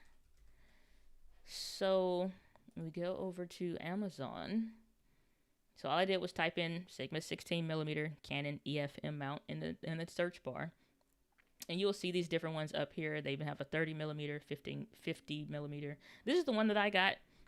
We unboxed that on Instagram, which was fun. And you know what? As much as I joked about all that stuff being ridiculous, I have used every single last piece and it has been very helpful.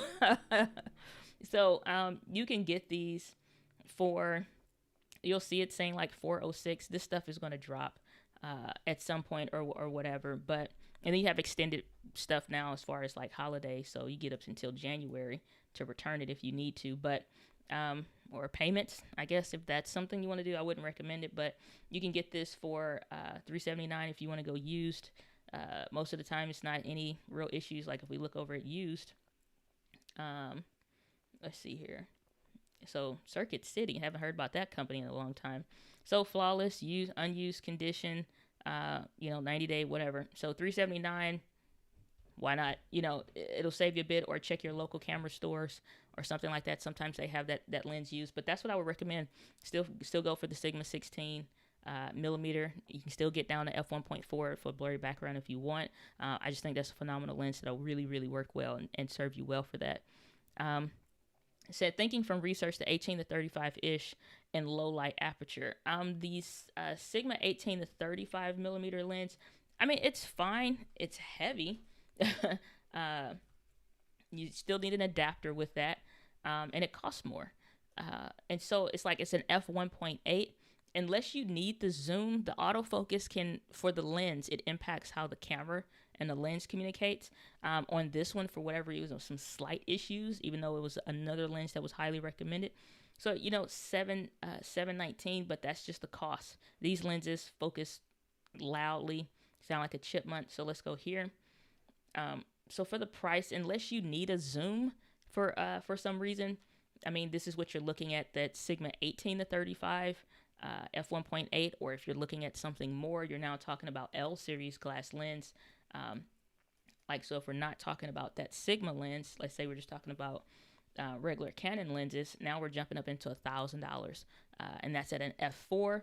We go to the f2.8 L series 3, the version 3, we're looking at $21.99.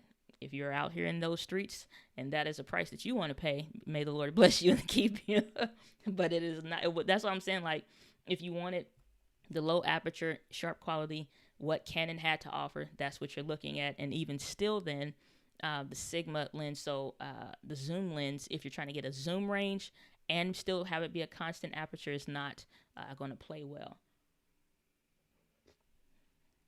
Here's my hope for 2021. I would love to see Tamron do this 17 to 28 for Canon. It doesn't exist. It only exists for Sony. Because you're now looking at something that is still at a lower price point, but these are freaking phenomenal lenses. I have used the 28 to 75 in my work. I've done some videos with it. It is just a beautiful, beautiful, beautiful lens. High quality. I can't, I gush over this lens. It is so amazing as far as the quality. I would love to see this lens come out on more mounts, maybe like the EF-M, maybe like for Sigma and stuff like that, to open up those options for people. because now you can maybe find these for maybe $600 or $700 on the used market potentially. So 762 on the used market, but this is a beautiful and phenomenal lens. Furthermore, let's go to no, no. All right. So what I'm gonna do, I need to go to my channel,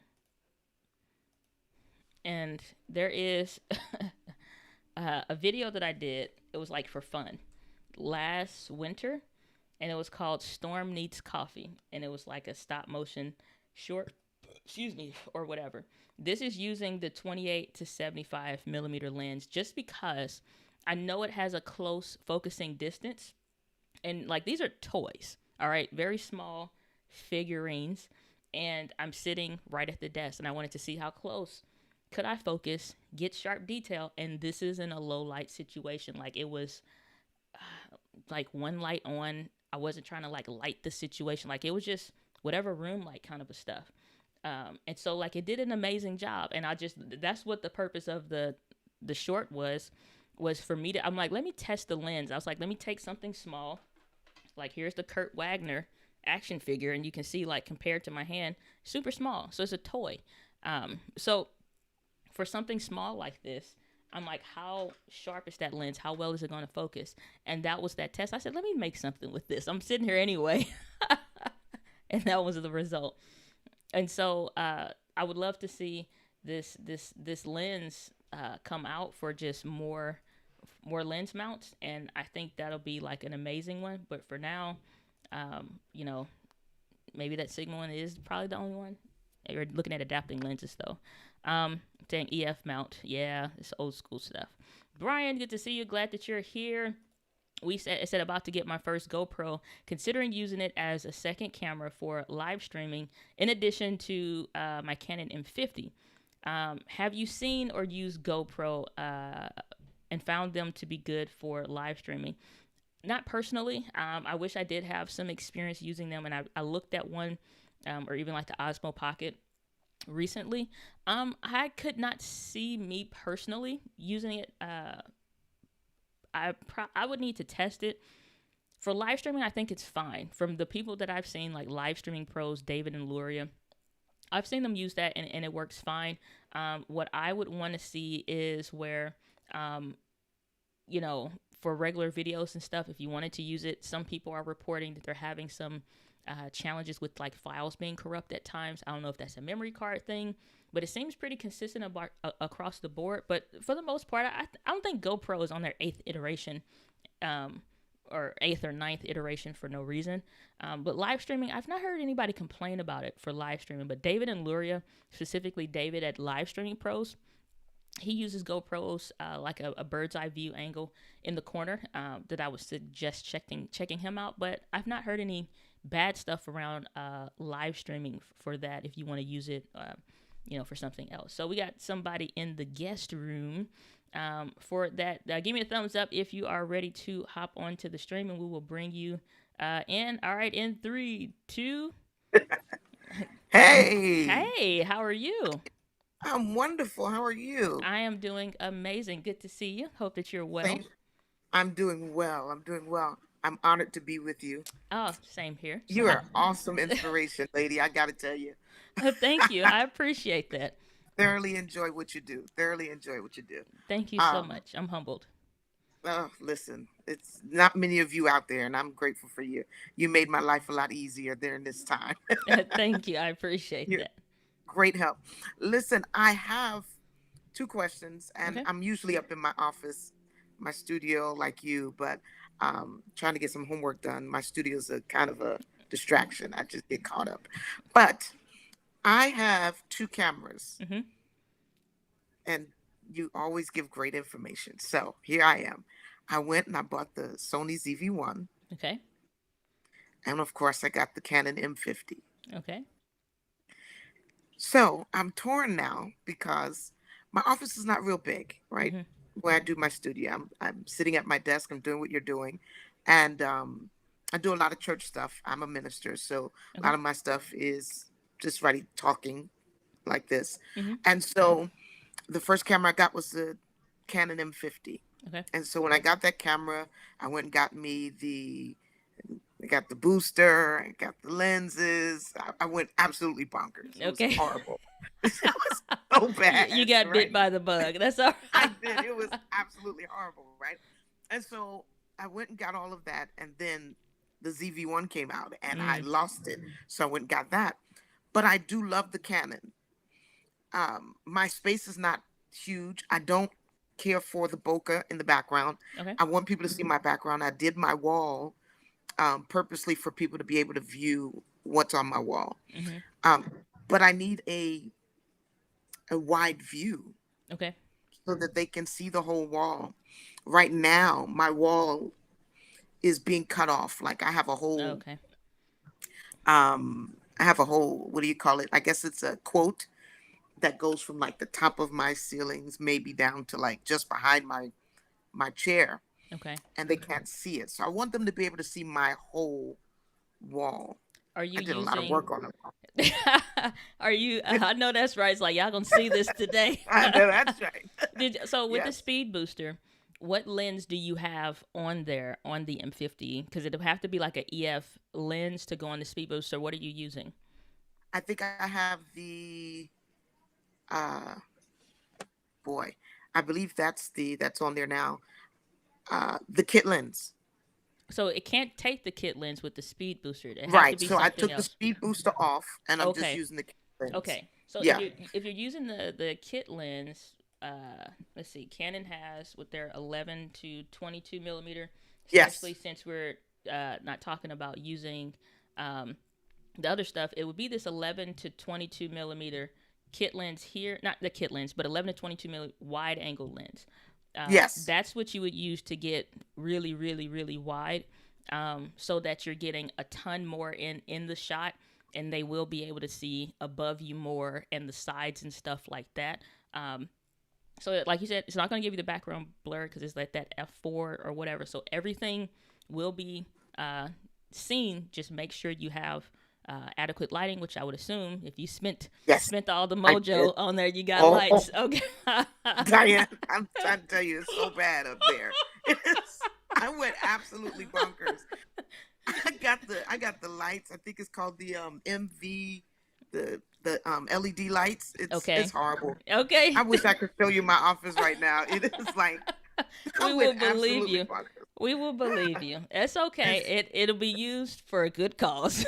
yes, so it so will. so that's what I would say. You can get the 11 to 22 millimeter. It won't still take the speed booster. That's just going to natively still fit like the kit lens does. But that way it can be as wide as you need it to be. It does zoom in some. So but somewhere between that 11 and the 15 millimeters that the kit lens has, you can figure out, like, okay, this gets everything that I want in the shot so that they can see. But that's probably going to be the best bet for a wide angle. The speed booster only really comes into play if you're buying like a prime lens, like a 35 millimeter Sigma, lens, right? or something like that. And that's that EF mount stuff that you would see on 6D Mark II full frame cameras. Those Right. kind of lenses specifically. And most of the time, if you're using those kind of things, you are trying to get a background blur and the most out of that lens with the M50. That's why we would use that. But if that's not the case, like you're explaining now, I think the 11 to 22 would work best with just keeping it simple. It adapts right to the lens. It's not too super expensive. You can find those used for good prices as well. But that's the route that I would go for that. Okay. Now this is the other thing. Is this I don't have a lot of space, Hmm. right? Between my so do I sit that like at the edge of my desk and still get a good, or do I need to have that at a distance? No, you still like this lens right here is right in my face, and that's at 16 millimeters. So the reason why I use 16 is because at arm's length, I'm still getting plenty in the shot. So if I put on a 10 to 18 millimeter lens, which is similar to that 11 to 22, it's going to be like you're going to see the ceiling, you're going to see the ceiling Right. fan and all this extra other stuff. We don't need to go all the way because there's probably some lint on there. So, so, Right. Okay. I'm like, yeah, 16. That's just enough to get everything in there. So that's why I would say that you don't need to be far, and the wide angle still will work fine for you. So about an arm's length, even sometimes less than that, you'll be fine. Okay.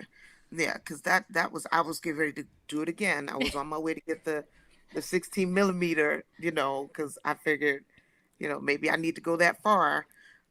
But this pandemic, I don't know if it was good for me or bad for me. I spent so much money fooling around with these cameras. I Um, think everybody did.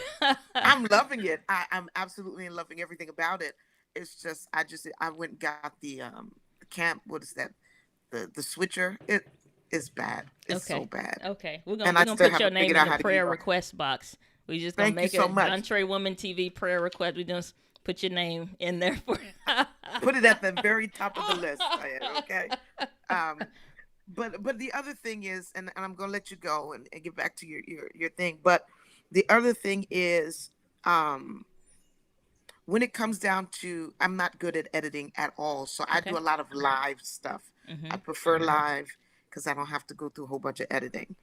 But the thing I do want to do, and I don't know, maybe you can help me with this, is trying to come up with an intro. Okay. What is the best way to design an intro when you're not tech savvy from that perspective? What would be your best suggestion? Templates or something that is uh, like Fiverr. I most of my intros early on, I would kind of look around Fiverr because like Fiverr, $10. Let them do all of that stuff and figure Okay. out the why something didn't. And I would find also the music if I liked a certain song, and I'm like, can you make something that kind of goes with this song, and just see with communicating via chat or the message system on Fiverr, can they come up with something like that? And then there is another site that I use, which dropping trade secrets here. It's called Motion Array. So I'm not sure what you use for editing, but since I use like Final Cut Pro, it has a ton of stuff on here. So from Premiere Pro templates to Final Cut Pro 10 templates, After Effects, DaVinci Resolve, and it's like a monthly subscription. So as long as I'm subscribed, I have access to all of this stuff. And so I'll go and look and find something that is kind of specific to what I'm trying to do. And like if Okay. it fits the bill, what happens is when you bring that into editing, it'll tell you like, okay, the first picture is or first video, put that file here and change the title. So literally, I did that for because I was like, I kind of want an intro for my vlogs, just kind of because again, it's like not helping to give context that I'm not trying to vlog to show you what cereal I'm eating that morning. It's just kind of documenting this entrepreneurial experience. So when I went to do this other latest vlog here, when you Hmm. look at the beginning, uh, so as soon as this comes in,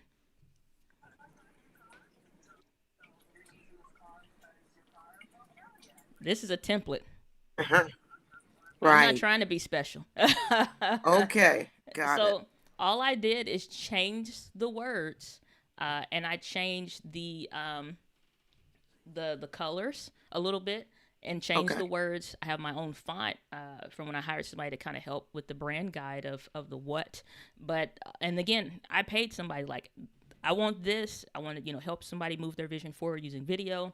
So she came up with the fast forward symbol, the little Entree Woman TV. She came up with the little TV thing. That was a $200-300 well spent. Uh, Okay. I went to Motion Array for that recent one, and I'm like, you know what? I kind of want an intro something for the vlogs. Saw that they had one, downloaded it, and it says like video number one, put that here. Video number two, put that there, and that's the result. So you can, if you don't want to be bothered with it, if that's not your comfort zone, go to Fiverr, see what work that they're doing. Say, I want an intro for this. They may ask you for those video files, whether the clips that you want to use. So maybe get those ready of like clips from different stuff, or maybe when the church was, had a whatever thing, or pastor's Hmm. appreciation breakfast from 2 years ago. Get those little clips from the internet or pictures, and give them those source files, and let them do the work for like $5 or $15, and that's what I would do. Okay. Cool. That sounds great. And now I'm gonna stop bending your ear. But this last thing, if you had to choose for your stationary camera Okay. between your ZV-1 and your Canon, which one would you keep inside, and which one would you travel with? Like to do like a vlog or something like that.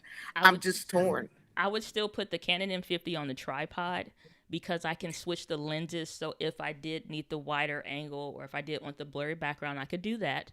And from my recent trip going and traveling, and I used mostly like the A6600 or my phone, and then I just kind of defaulted to my phone. The ZV-1 would be perfect for that just because there are times when you want to do video and then there are times you just want to put it away without it taking up a bunch of space. Right. The ZV-1 would be perfect for that in my experience. And then I did a vlog with it, just kind of taking it around for the day. It's just nice to throw that camera in a bag and be done with it, and you don't have all this vloggy stuff that you know what I'm saying. And I'm Yes. saying like a switch pod, and I love the switch pod, but I don't always want a big shebang going Right. with me. I just want to put it away and eat dinner without all of this stuff. So Right. I would put the M50 on the tripod because I'm using Ecamm Live, so I could hook that in Me via too. USB in addition to regular videos. So it would be fine. And then I would keep the ZV-1 if I needed to use it occasionally in the office. So be it. But that would be my go-to on-the-go camera. That's the setup I would use. Yes. Okay, great.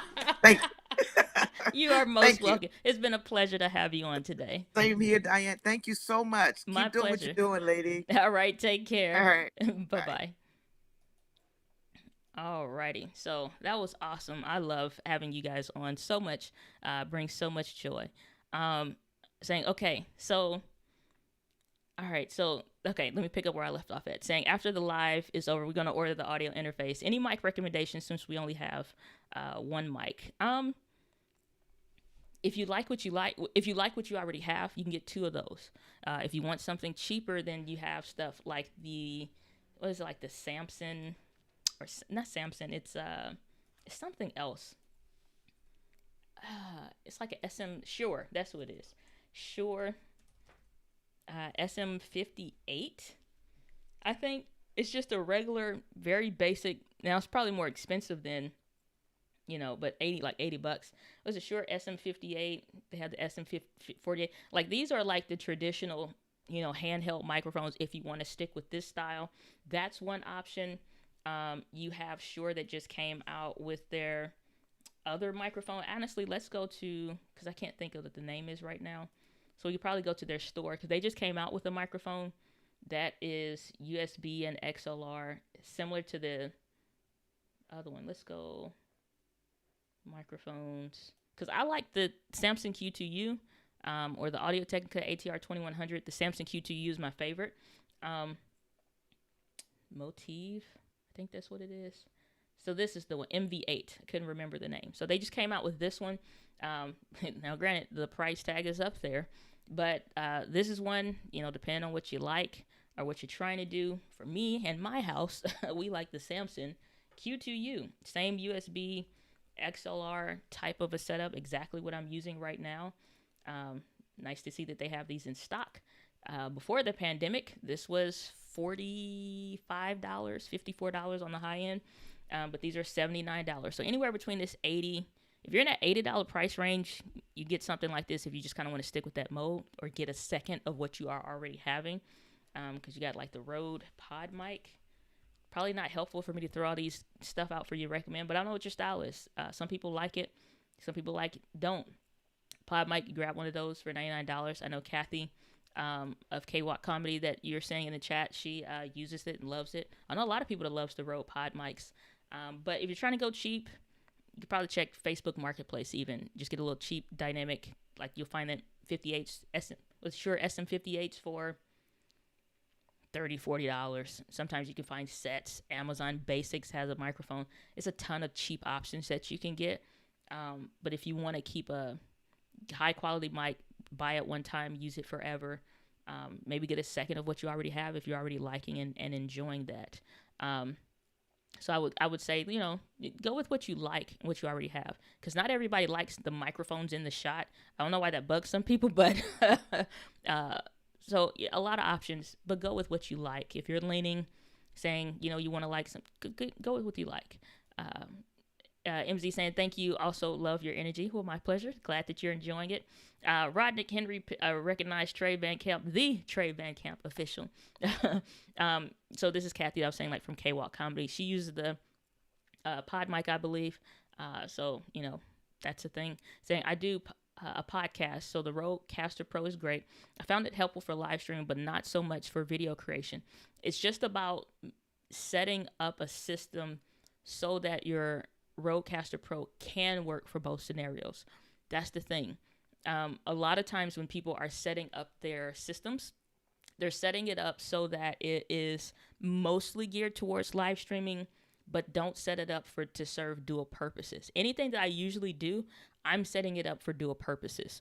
And so the reason, like something simple, the reason why I move my microphone arm from, it used to be on this side to over here, is because, and moving the desk is so that when I'm doing the other videos and I want to sit over here, I just swing the microphone over. So that way it serves for live streaming and regular recorded videos if that's what I want to use it for. But the Rodecaster Pro can work phenomenally fine for regular videos. How do you have your system set up for sending audio into the computer or sending audio into a camera? It can do both, and it can do both very well. You just need to see what works best for you and how to do that. Alan Jones saying, hi, everyone, will catch up on the replay for sure. And true to form, it's an hour and 53 minutes later that I'm just thinking like, oh, we probably only been live for like 40 minutes. Not even the case. Breast cancer, sip and chat with Queen Bee saying, yes, a channel review, please. Sure, let's go over there. Let's check out your channel name. All right, sip and chat with Queen Bee. All right. So as always with channel reviews, what I do is I'm looking at it also from first-time viewers' perspective, in addition to giving you those coaching elements on things that I would recommend when it comes to that. So let's jump over. So type in your channel name, and that is awesome that you are coming up. So that's the great thing. You always want to come up at least for your channel name just to make sure that people can find you when they are typing that in. And so if we go over here to the channel, a couple things already. So we see that we have the YouTube banner art here going on, which is great. I'm going to move this. But the font is really small here and here. And so what I would do is just reorganize that to, if that's the breast cancer sip and chat, and then sometimes adding on something like show or something like that, if that's what it is, then you know what I'm saying, so people understand the what. If it's a vlog, if it's documentary type something, or you're documenting your process going through the process of beating cancer, then that's what I would do, sharing that, saying let's kick cancer's butt together. So things like this, I would make this super small, because what happens is when we change this and we make it really small, like on a phone or something like that, it wouldn't be that small, but something small on a phone, it gets super duper small. So we can't just go off of what we see on the computer. We need to really make sure that we're seeing that on a thing. So I would change that, move this part here, take this part and make that wide and center, like all of this, take up that space, and then probably add like let's kick cancer's butt together, and then with Queen Bee, and so I would probably move that off to the right a little bit. The YouTube symbol, like we already know because we're on YouTube. So if you have, let's say a blog, if you have something else, you have access to that.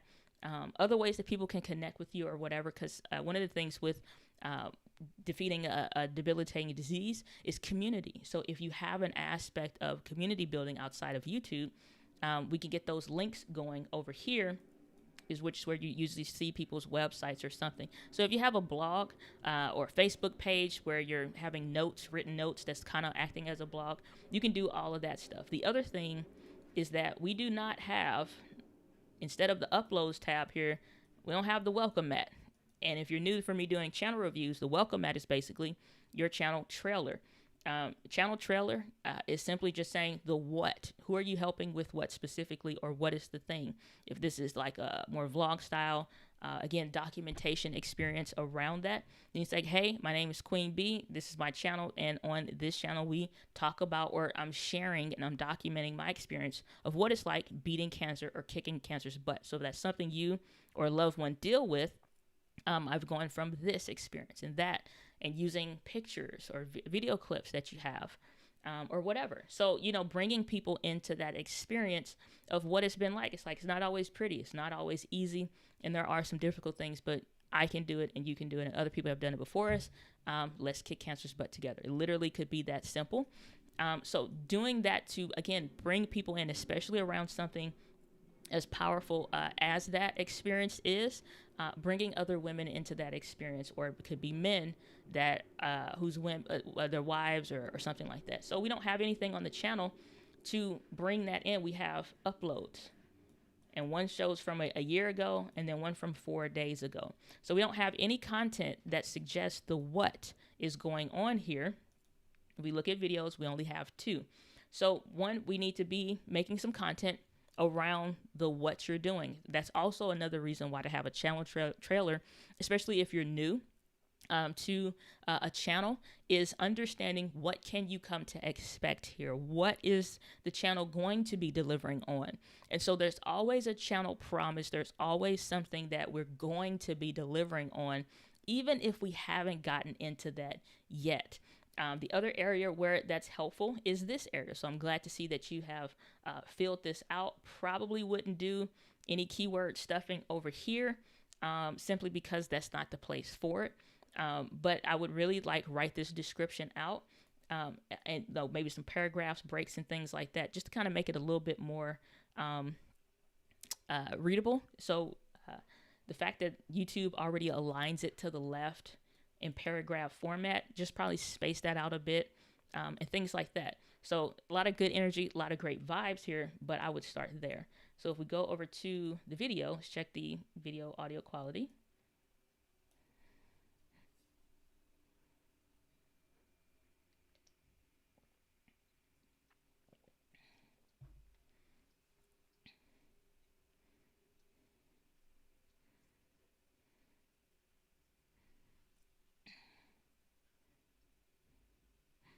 Okay, so again, we need to know the what. Again, and I don't know what the video is about for real. It just says breast cancer sip and chat. If you're doing a weekly show or something, we need to get more specific around those kinds of things. And here's the thing also, sometimes with vlog style content or personality based channels or stuff like that, you're not trying to teach anything specifically. It's not an education based channel per se. So when we have one of those elements, we still want to allude to how people are using the platform. And so if we go over to just YouTube, all right, so let's take a look around the elements of breast cancer. How can we start to get still some discoverability? In addition to, as you're creating more videos, you got to understand your pillars of content, or what are the elements that you're searching for, that people would be searching for, and what are the elements that you're serving. So if we type in breast cancer, we have symptoms, awareness, treatment, story. So this is interesting because I've never seen in the types of things that I've done channel reviews on for clients, people those that pay for 30 or 60-minute coaching sessions. I've never seen where a tag comes up and one of the top ones is story. So if one of the highest things that people are searching for, that's one of the things that I would absolutely create a video around. Doesn't have to be long and drawn out or whatever, but something that shares that, because when people click on it and people are searching for it, there again, like I said, something like this, similar to endometriosis, debilitating diseases generally have a community being built around them. So again, what's that story been? What's that journey been? What's that experience? Because, and we're getting here, just to check this out, 590 searches per month. Every single month, 590 people are typing in breast cancer story. So there's definitely an audience of people that are looking for that kind of content on YouTube. And so breast cancer story time, breast cancer story survivor. If somebody just found out yesterday that they've been diagnosed, the first, like, one of, like, I would go back through what have been the phases and the process of going through this thing. If I was going to create a channel all around my experience and my journey with endometriosis, I would do the same stuff. Like, day one, when I found out that I, like, being diagnosed with it, stage 4 is the worst of the worst. Like, what was I thinking? What was I going through? If I was vlogging at that time, that would be a video, you know, with me looking like hell, because at that point I'm shot and I'm shocked. You know what I'm saying? I'm like in disbelief. I'm still believing there's a cure, that I don't have to deal with this, and it can be like a headache and take a couple pills like you buy over the counter and it goes away, versus coming to the reality of this is a lifelong thing I have to deal with. So that's why stuff like story is extremely important in those kinds of things, especially when you're sharing your experience. And so, again, true to form, not even thinking about the breast cancer diagnosis story. Crap, not the chat, but the thing went away. So, breast cancer diagnosis story. Why? Because at that point, somebody's searching for this. They probably just found out. They're probably just kind of coming out of the comatose of sitting in the car. Metastatic breast cancer story. There's a lot of things. Triple negative breast. So there's a lot of stuff around which you can create content around, I would say. But if you're talking about creating a channel around like the documentation of your journey, and you're new to creating content, I would absolutely start figuring out when people are coming to YouTube and they're looking for something around this type of topic, what are they looking for, and what of my experience in my life journey in this process can I share to kind of help build some community around people that have this. People that find out that they have cancer at 20 or 17 even is very different than the people that at 30, 40, or 50, when they are just finding out. And you're at different stages of your life. So you can say and speak to those different elements and find out what are things that people are searching for. And then just to give one last helpful tip there. So if we go back and just type in breast cancer, lecture, treatment, song, wreath, awareness month.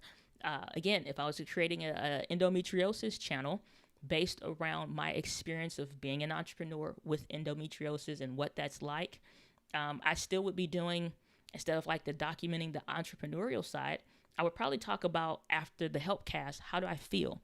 How do I feel this day? You know, what does that mean? What did I eat before? Or what am I avoiding eating?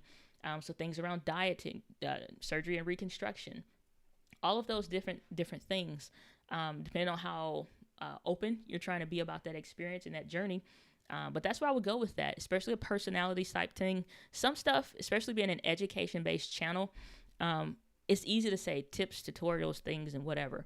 When you're creating an experience, we now need to understand somebody's social behavior and why are they going to this specific platform, and what are they trying to do? What are they trying to accomplish? I went so far once I had learned about endometriosis, when I could pronounce the word. Now I'm looking like, what does it look like on the inside? And looking and comparing my surgery pictures to an actual surgical procedure on YouTube from a doctor that does those kinds of surgeries. When it got time to get to my surgery and they explained what the process and the technique that they were going to use for me, I want to see what that looks like. I'm now interested in recovery. What is it like the day after? What is it like a week after? Because they always say, oh, you'll be back on your feet and whatever. Those time frames do not exist. So what's it like 30 days? What's it like, a month, a year? So those are like, if people are coming for community, I'm not trying to game the system. I'm just using for why people are coming there, their natural social behavior. And I'm adding those elements to still share my story, still build a channel around the things that you want to talk about. But understanding why people are coming to this specific platform. Because people are searching for answers, but there's a community element that the videos serve as well. And so that is what, again, y'all are here on a Friday afternoon because, a community element is being developed, not just for like the Q&A only. So that's what I would suggest around building a channel like that. And complete transparency, I'm looking at, to the extent now of just getting like a full hysterectomy and just trying to mitigate a lot of symptoms. I'm not trying to keep hopping back on the surgical table and stuff like that. So again, if I'm coming to YouTube for something like that, same process, same things I've been looking at. What is it like 30 days later? What is that like after you get married? What is that like if you decide later you want to adopt kids? What are all of those questions that women are having around such a sensitive topic, surviving breast cancer, beating breast cancer on the days that are great, the days that are meh, and the days that are really hard. And so that's what I would say for that. So a lot of powerful potential that your channel has. Is just now about creating content to serve those pillars. So I hope that that's helpful to you. Excuse me. Hopefully that helps with the channel review. So Betty saying, okay, thank you so much. My pleasure. Hey, a super chat from Betty saying, thank you, not just for today, but for always helping us. You're kind and helpful. Can you put a picture here? The link of the 16mm for the Canon one? Sure. And thank you so much, Betty. I appreciate that super chat from you, giving from your home to mine. I sincerely do appreciate that. So on Amazon, what is it? The Sigma 16mm f1.4 Canon. So you don't have to search for that amidst all of the craziness on the interwebs. Let's see here. And so I'll drop that in the chat for you, Betty. Alrighty. If this thing want to come up today. All right. Boom. Done. So that should be coming up in the chat. Alrighty. All right. Crap. I'm behind on comments. Okay. Brian saying, awesome. Thanks for your answer. You freaking rock. And I love your channel. Thank you so much, Brian. I appreciate that. I really, really do. And I'll let you know how the GoPro goes out for live streaming once I get it next. Yes, please do let me know how that works. I'm very curious how that does work out. I love Outreach saying, thanks for the show, Diana. I'm learning a lot from you. Got to check out now. Have a great weekend, and God bless you as well. Have a great weekend. If you're probably going, maybe you watch the replay. I hope you have a great day and a great weekend. So Queen Bee saying, the channel. Well, restarted it. Okay, no problem. Saying done is better than perfect. It is nowhere near perfect. So to those newbies, do it. So yeah, if you're just getting started, that's still fine. You can still get a channel review because again, there's always a lot of potential around what you could create and things like that. But again, it's like knowing, and sometimes trying to plan so much is not always helpful because it is like what do you call it? It just, you start getting stagnant in your ideas because you're not really implementing anything, and you can get into that procrastination type deal, and the procrastination turns into uncertainty and all the things. And so sometimes you literally have to create a video to start getting figuring out, what do I like to talk about? What do I not? If you look at some of those earlier videos on my channel, I was talking about what I thought I wanted to talk about and teach on. It's just small business, personal development stuff.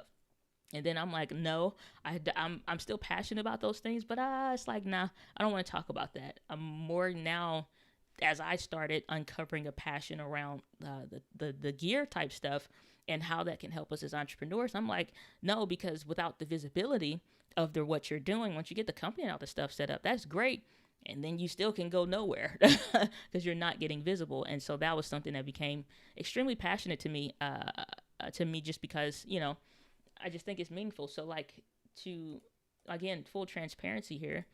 If we go on the channel,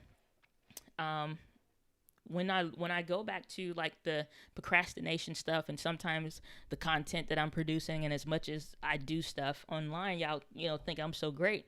Okay, well, I have issues. I have the same challenges just like everybody else. It used to be fear. It was something about this video right here from a year ago. I was getting into that place where I was like, I don't know what to create content on. I don't know where I want to go with the channel. I don't know what I want to do. I had too many questions and too many things. And I said, you know what? I just need to create a video to get out of what do I need to do and what should I do and what topics and researching and on and on and on. And it just got extremely unhelpful for me to always be thinking and so much up here. And I was like, I just need to create something. Put the Canon 50 on the tripod, sat at the desk, and I was like, I'm going to talk about the fear of going live. And I thought I was going to do maybe some kind of show around, so I'm like, nah. So after like 2 videos back to back, hated the way they look, hated the videos completely. And I'm just like, I just need to create something to get out of the rut of not creating anything. And then I'll create some stuff and figure out where I want to go. After you're doing this for a while, you can do 2, 3, 4, 5, 50 videos even. And once you figure out, you know what, kind of don't want to do that no more. I want to go over here. You have the right to pivot and change and shift gears. But sometimes you got to get out of that analysis paralysis and just create something.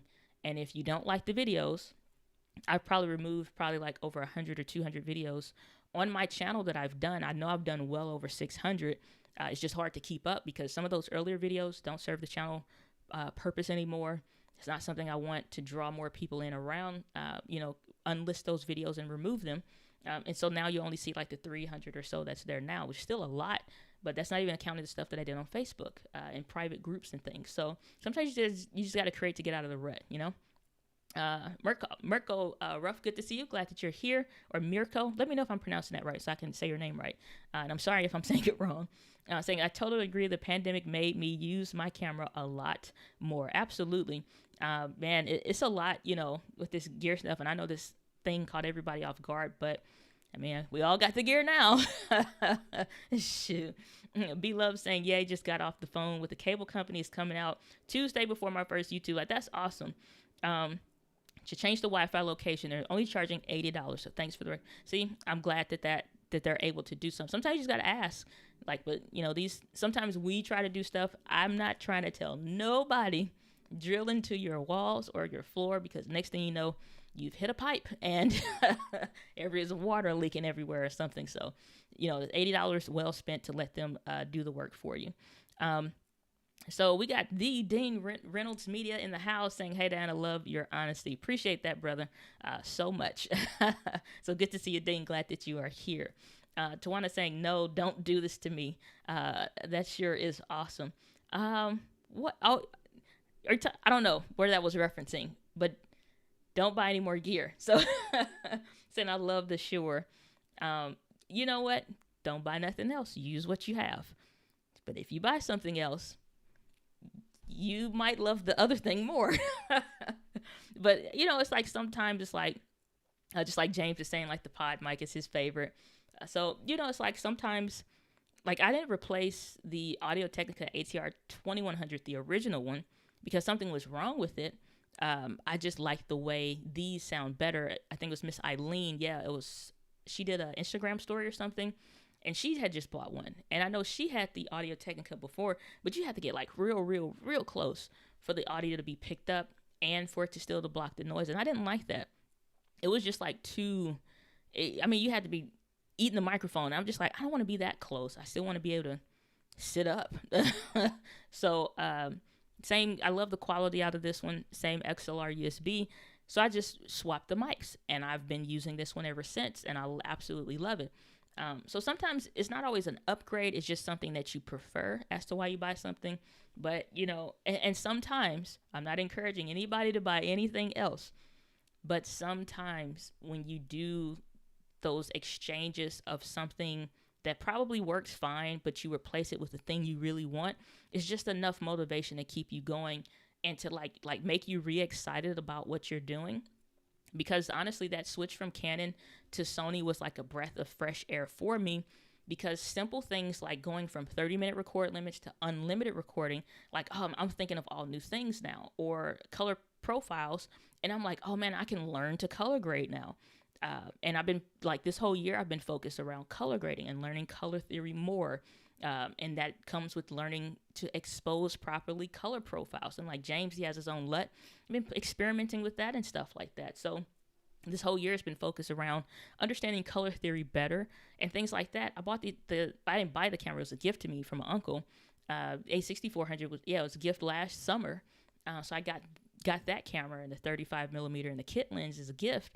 And so I'm like, oh man, I could do like so many things now. Like what's possible? So, that's all that birthed out of what I'm still doing now. So sometimes not all purchases is like because you need to upgrade it. Just sometimes like it can give new life to what you're already doing. So I'm not telling you to buy or not to buy. It is all on you. um, Murkoff saying, do you have a recommendation for a good mic for online teaching? I want to be able to move around. If you're talking about live streaming and stuff like that, probably don't use a microphone like this if you're trying to be up at a board, you're facing the camera, and then you turn around to the whiteboard, and then you're facing the camera. Like, because at that point now, like if I turn around and then I'm still talking back here, and then if I turn back around and then I turn over this way, like the audio pickup pattern is built for like right here. Anything outside of that scope is going to start to reject the audio.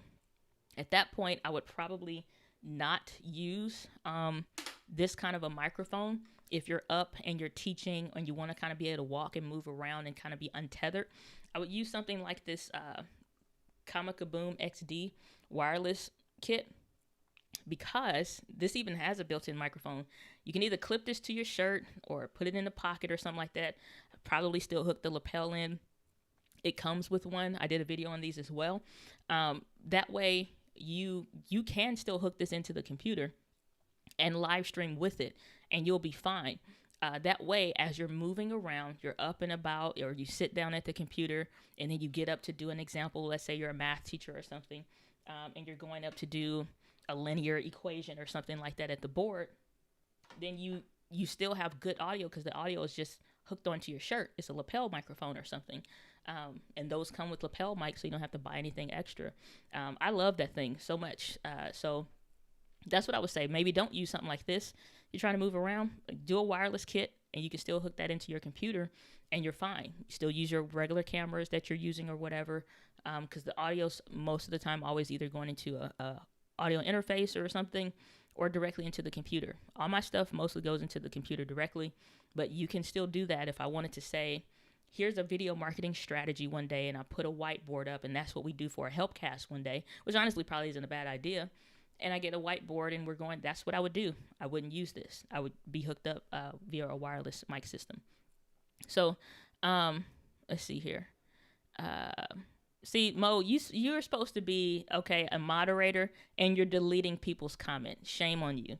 Shame on you. This is not the way. No, just kidding. Saying help with Ecamm.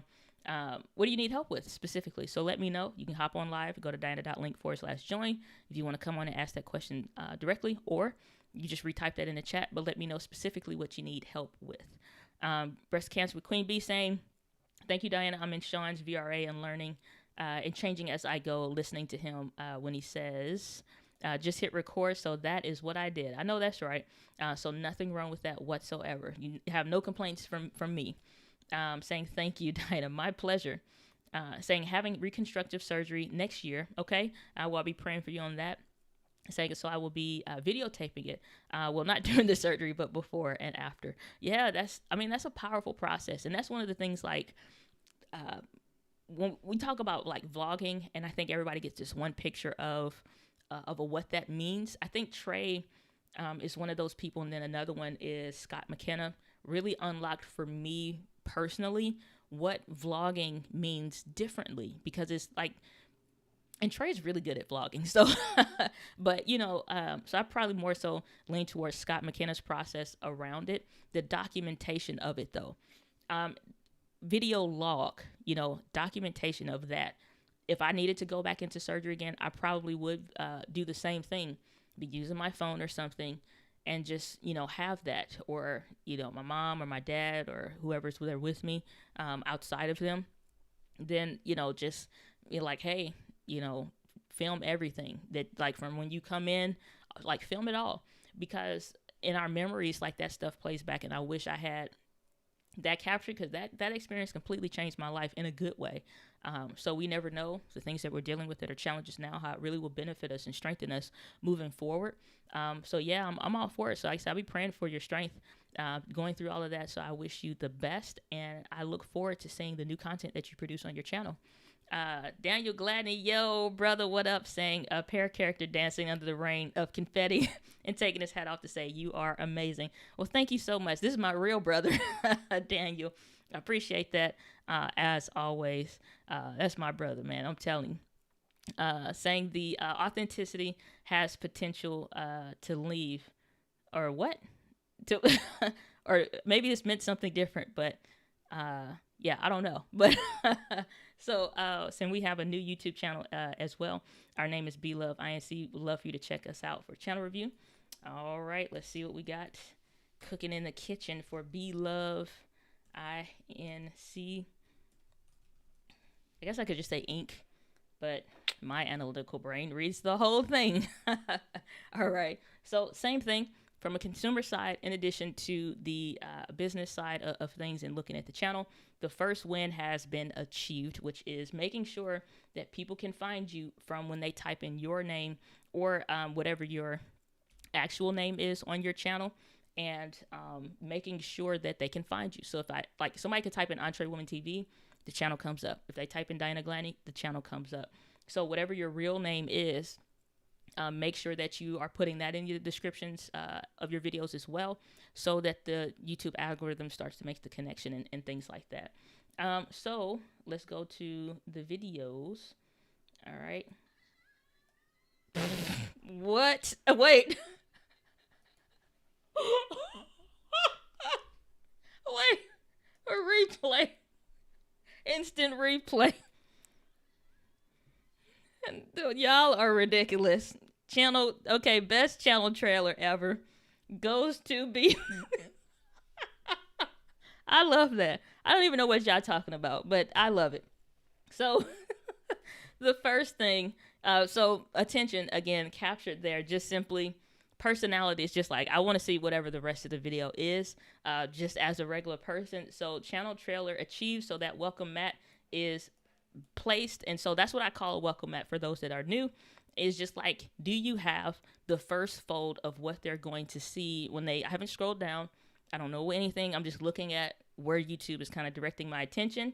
I see something goofy, for me personally, that does it. So now I'm like, okay, it's like 7 minutes, I don't know, but I like the first 3 seconds, so let me see what's up.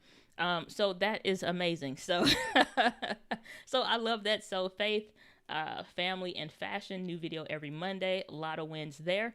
I would probably put your names with such and such and such and such or something, so we at least know what your name is. We'll probably learn that anyway, but I would still probably so people can call you by name. So that's the only thing I would say up here. Otherwise, everything looks amazing. Picture looks really nice. You can see it's two personalities. Faith, family, fashion. It's kind of what you're going to be talking about. And if it's about, vlogs, funny stuff, or whatever, we can kind of get the gist of the pillars of content around that. And so now we come into the place where we don't have the rest of the channel built out. I would imagine from the stuff that y'all do that there is some playlist that you can create to give people an idea of what's what. So if y'all are doing learning popular Christian TikTok dances, which we are absolutely clicking on. So let's go and scroll ahead. All right. So y'all in it to win it. So we're going to see what the what comes up. All right. So let's go here. Wait. Okay, so if that's what you're gonna do, if that's an area or a playlist of stuff that you have on the channel, make that into a playlist so that people know. And even if so you have no playlist, so we need to fix that, because you have a few videos. Even though you only have a few, you can still do a lot with those, because if you got TikTok dances or fun videos, that still can be a playlist. If you have, again, stuff around the fashion, we're gonna do head wraps, we're gonna do maybe thrifting or whatever the case is, or your favorite crystal apparel brands. The Come With Jesus shirt that I wear, Come Through Jesus shirt that I wear, this black and white, that is my friend who has a Christian apparel brand. And so if we're trying and we ordering stuff from different people, it's like unboxing this. So those playlists can be still fit around the channel promise and what you plan to deliver on: faith, family, and fashion. So you can have the uploads tab be there, but we need some other playlists underneath there to see what those other things are and the type. Like, we already would get a gist of what we're coming to expect. So again, Christian apparel brands, or it could be fun TikTok videos, or fun goofy videos, or whatever. Tips for running a business and a ministry type stuff. So again, the faith side of things, if you're talking about being a church planner, if you're talking about being a worship leader, or whatever that entails specifically, you have playlists that can serve for that reason, even if it's only one video. Even if it's only one video, to give people a gist that more would probably come into play here for that. But that's what I would do. Love the energy on the videos already. I think y'all do an amazing job. So like, quality and stuff like that is not really a factor when it comes to that kind of stuff. But for what I'm seeing, it looks fine. Thumbnails look great for what you're doing. So probably a little small on some of this stuff. Like, you want to look for contrasty things when people are searching for content. So like this right here, if it's small on desktop, it's infinity small on a mobile phone. So like TikTok dances, I probably I like the duality of, here's the TikTok video and then here's y'all. And I would keep it like that. The only thing I would probably change is the font, so that this stands out a little bit more, so we know what the difference is. But stuff like the facial expressions, being able to see the smiles, the spontaneity of the moment, that's nice. That's fine. We can keep all those same things, but we need the contrast. So like, we have black, white, and gold text. Maybe make this thicker, bigger, so on mobile or desktop, people can see what that's looking like. And so if we go to Canva, which is what I use for thumbnails, just to kind of give you guys an example of what that kind of looks like.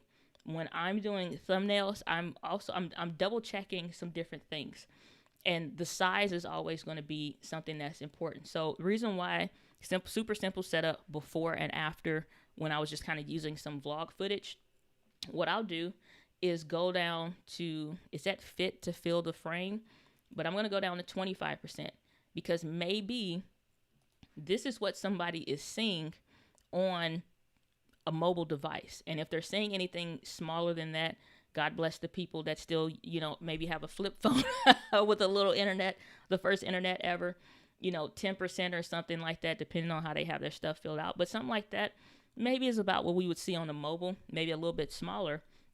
But when you have contrast, you have bigger font, then that becomes easier. So me taking my own advice or something, like, that's super small, so I would probably go back in and change that, but set up for the 6400 for video. I'm not too worried about that because it conveys that there, but that's something that I could change. Maybe change it and make it here so it's still big. So you can see, again, even from me doing my own stuff, I'm not worried about the comment here, but super simple setup, before, after, conveys the point. So when we look at, just like when we're doing this, we can't just make thumbnails big only. So when we go, again, that kind of is something, making it just a little bit bigger, easier to see. I like this head wrap tutorials for styles, but we got a grayish kind of background. White text can be a little hard to see. Sometimes the ability for people to see your stuff more is the thing that makes it super helpful when you're talking about building your channel. And so where that comes into play, and that's pretty much it as far as the channel is concerned, or channel review, really, because I think you're doing good. You got great energy. Seems fun, lighthearted, amazing, good energy. Always need positive vibes on YouTube. I want to pull up the statistics for like my channel, and so I can like show y'all what I mean. So like reach, I think that's it. That's what I'm looking for. All right, so here's what I'm trying to show you. In your YouTube analytics, you click on the analytics tab, and then you go to reach, and then when you scroll down, this is like the difference in changing a thumbnails or making your thumbnails better, in addition to the other stuff that I teach on the channel, or trainings that you may see me featured in and stuff like that, is trying to make sure for the people that are being exposed to our content, that it's the right people that click. Like, we don't want to be exposed to the right people and they don't click, because it's like content is either two things. It's clickable or scroll pastable. Like when somebody is looking at your channel, they're either going to, like, as fast as we scroll, like if you're younger, you're scrolling like this. Your finger is just going. If you're probably older demographic, you're scrolling a little bit slower. You can, if that's your demographic, you'll catch those because they're more inquisitive. Other people, it's like either it's clickable or it's scroll pastable. So the first thing that we have to do is capture their attention. The thumbnails do that. And so the energy, the vibrancy, the quality, all those things are good about the thumbnails. But why we would want to change those is because the impressions is about that exposure. So if we look at like my statistics and stuff from October the 9th to November the 5th, the last 28 days, you can see that YouTube has exposed my content to quite a bit of people. And so of that content that I'm making, for me sharing the link, people sharing the links and stuff like that, 41.3% in the last 28 days has come from YouTube actually recommending my content. At that point, the click-through rate is at 4.8%. The views that are coming from that bigger audience of people exposed to stuff has trickled down, to 21,000, just call it that, 21,000 views at that point, and an average watch time of 4 minutes and 39 seconds overall of all those people that watched. It's not accounting for the people that, well, I mean, it's still inclusive of the people that maybe watched to the end, but not so many. So maybe that's telling me create 3-minute videos. But for the nature of my content, I'm okay with creating longer form content that is the full answer instead of just like maybe piecing it out. But that's something I would consider testing. And then total watch time from the impressions is 1.6 thousand. So you can see that progressive trickle down process, even for my stuff, in the last 28 days, from the content, the thumbnails, and whatever. Maybe the topic wasn't interesting. Maybe the video was repetitive to them. Maybe it was something they didn't have a problem with, so they weren't interested in. And so we can see from the stuff I've been creating over the last month how that has trickled down. And you can always change those statistics. So let's say in the last 90 days, you can see now, okay, 1.4 million people exposed, same click-through rate, a little bit higher on the views, still around that 4-minute mark or so. For that, watch time is 4.9. So it's pretty consistent month to month. So changing the thumbnails can definitely help, because from those that are exposed to your content, either capturing their interests or getting to the point to where we're not just doing the hard work of the video, but the thumbnails is important too, because either it's clickable or scroll pastable. So that's what I would say for that. So Tawana, thank you so much. $10 super chat. So I appreciate that so much, from you giving from your home to mine. Always a pleasure. Tawana saying, yep, I've just come to just do what I love to do and allow the audience to come. Keisha saying, been live streaming with the Elgato Wave. Not bad at all. Well, that's good. Elgato, they've been doing pretty good job with keeping up on their content or production levels of their stuff. So that's awesome. So I'm glad that that's working for you. Tawana saying, I would love to take you on a virtual tour of my space for some suggestions. Well, we'll probably have to do that on the next live helpcast, because I'm definitely running over today. But you can definitely do that. Or if you want to record a video, send me the link or something like that. I can check it out. You can hit me up on Instagram at Dinah Gladney for that. Philip saying, is there any way around the video feed drop out of the Canon M50? Not unless, if you're talking about via HDMI, more or less, no. What you would need to do, there are some ways, and I've made videos around it, but it gets clunky, frustrating.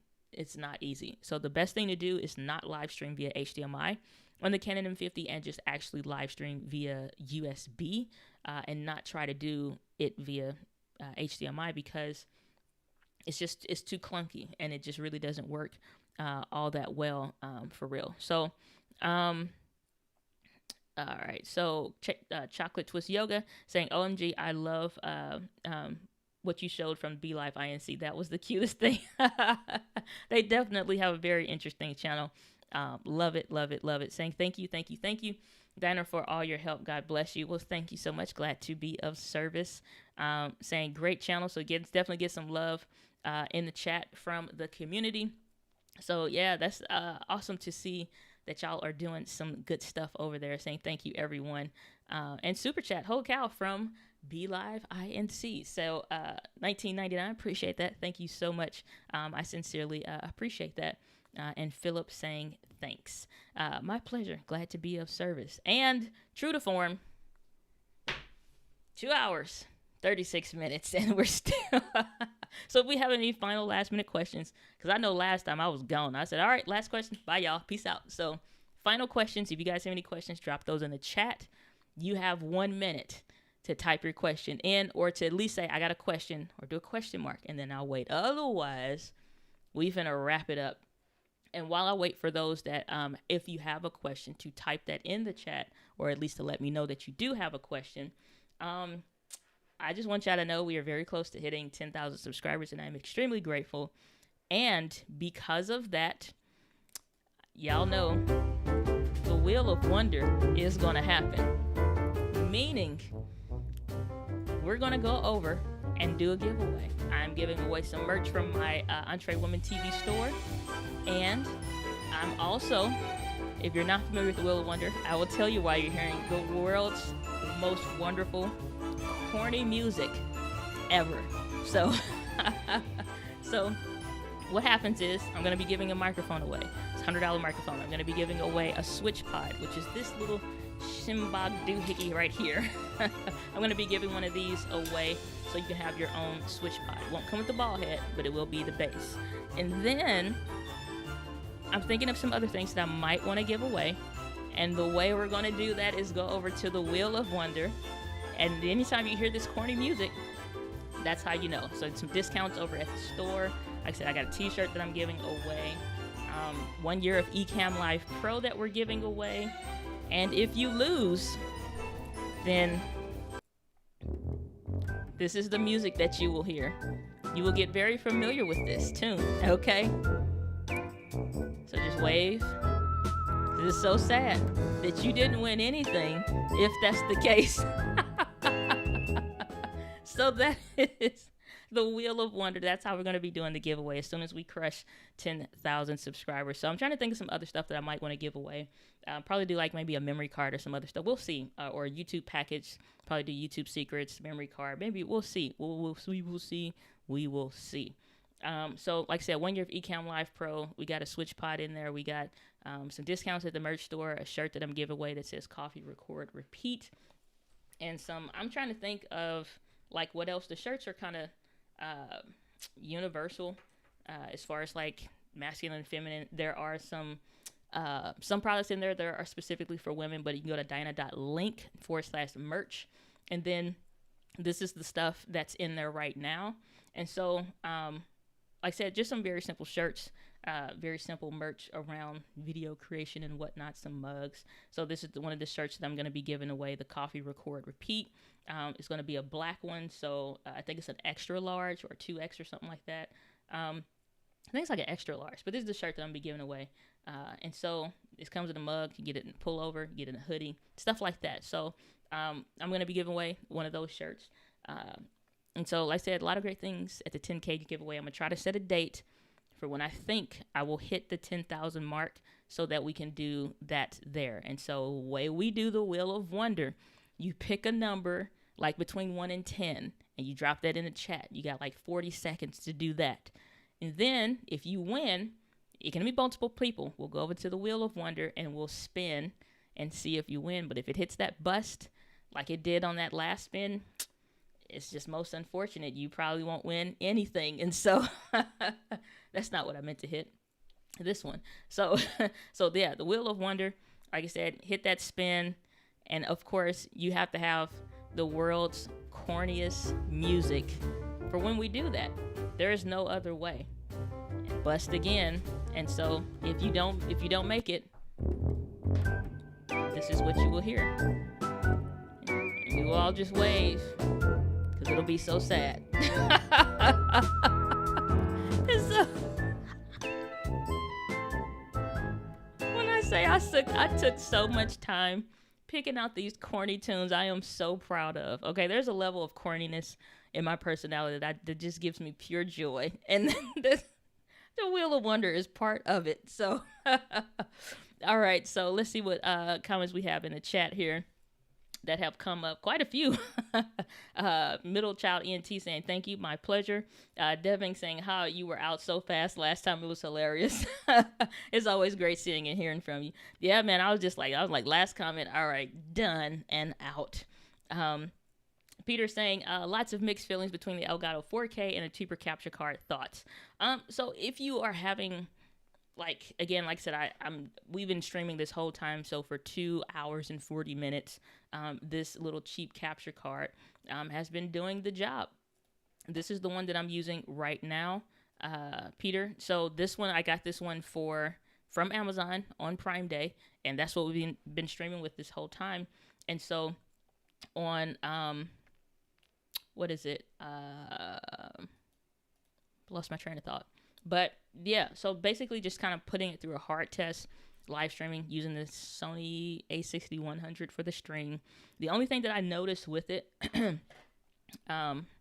is it's very saturated. Like all the colors look extreme. So what I had to do in Ecamm Live was dial that down some so that, and I can show y'all what that looks like. Or what settings I did change in Ecamm Live. I didn't change anything in the camera. It's still on standard because that's pretty much all you got. So when I came into the camera effects in Ecamm Live, I increased the brightness some. The temperature is not changed. The tint isn't changed.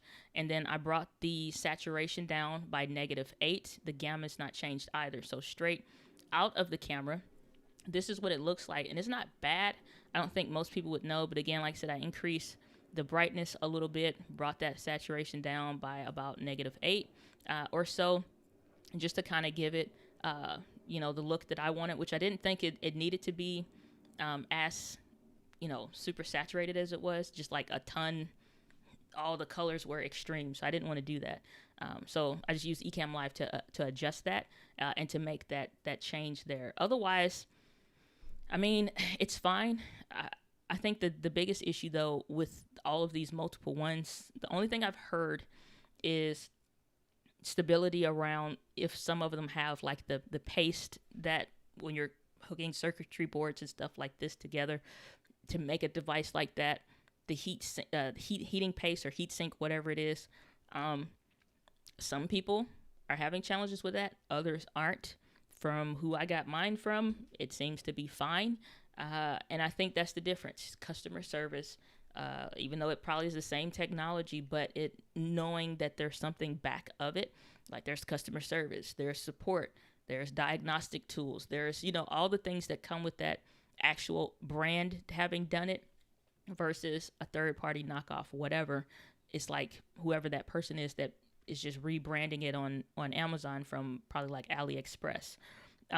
So for me and my work, I'm still going to continue to use the Camlink, but for $15, even if you had to replace it, you're going to get your money's worth comparative to like $140. But if you're needing to do actual legit work, I'm always just about going to go with something that is more legit, something that is like, I know it's not just random whoever puts it together in the same factory, obviously, for all those $15, $20, $10 ones on Amazon. It's all made in the same place, all got the same print. You know what I'm saying? Like, if I'm going to use this for my work, I'm going to get this because I've been using this for like 3 years. I don't know if this $15 thing is going to work for 3 years, and probably wouldn't want to push it for 3 years like that. I probably expect to replace it in like maybe 8 months to a year if I notice challenges with it. But the Camlink, I know at least there's a brand behind it that works, that makes it worthwhile, So that's the only difference there. But you'll get your money's worth, I guess, out of it. B-Love INC saying, thank you, sure thing, my pleasure. Devin saying, the Wheel of Wonder, yay. Saying, ooh, ah. SwitchPod Ballhead is pretty nice. Indeed, it is. It's very, very nice. SwitchPod sent that out to me to test, and not really to test, but just to give me one. So I'm thankful, and I've been loving the heck out of that thing. It's so amazing.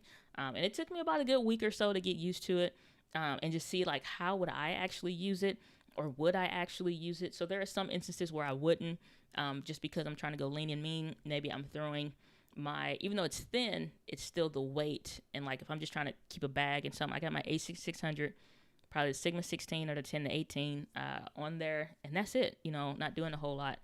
So sometimes I don't always use a vlogging stick, but in the office a lot, I'm finding a lot of use cases for it. To sit it on the desk, it's already at height level. It's really perfect for a lot of stuff. I've been enjoying it amazingly. Saying, what do you get if you are a chocolate lover? The Wheel of Wonder might discriminate, but I do not. So, I mean, it is what it is. Saying, are you going to hear the sad? You will hear the sad music if you lose. I can't help with that. The Wheel of Wonder does what it does. Be love saying, amazing, amazing live. So happy to be, okay, on the live today. You're welcome. I'm glad that it was helpful for you. So interesting question saying, what does the 10,000th subscriber win? A YouTube notification that changes it from not subscribe to subscribe button. That is what they will win. Because there's no way to know who the 10,000th person is. Because it could be people clicking at the same time. So I don't know. Yeah, I don't know. Philip saying, is there a way to stream in 4K without the crop on the Canon M50? No.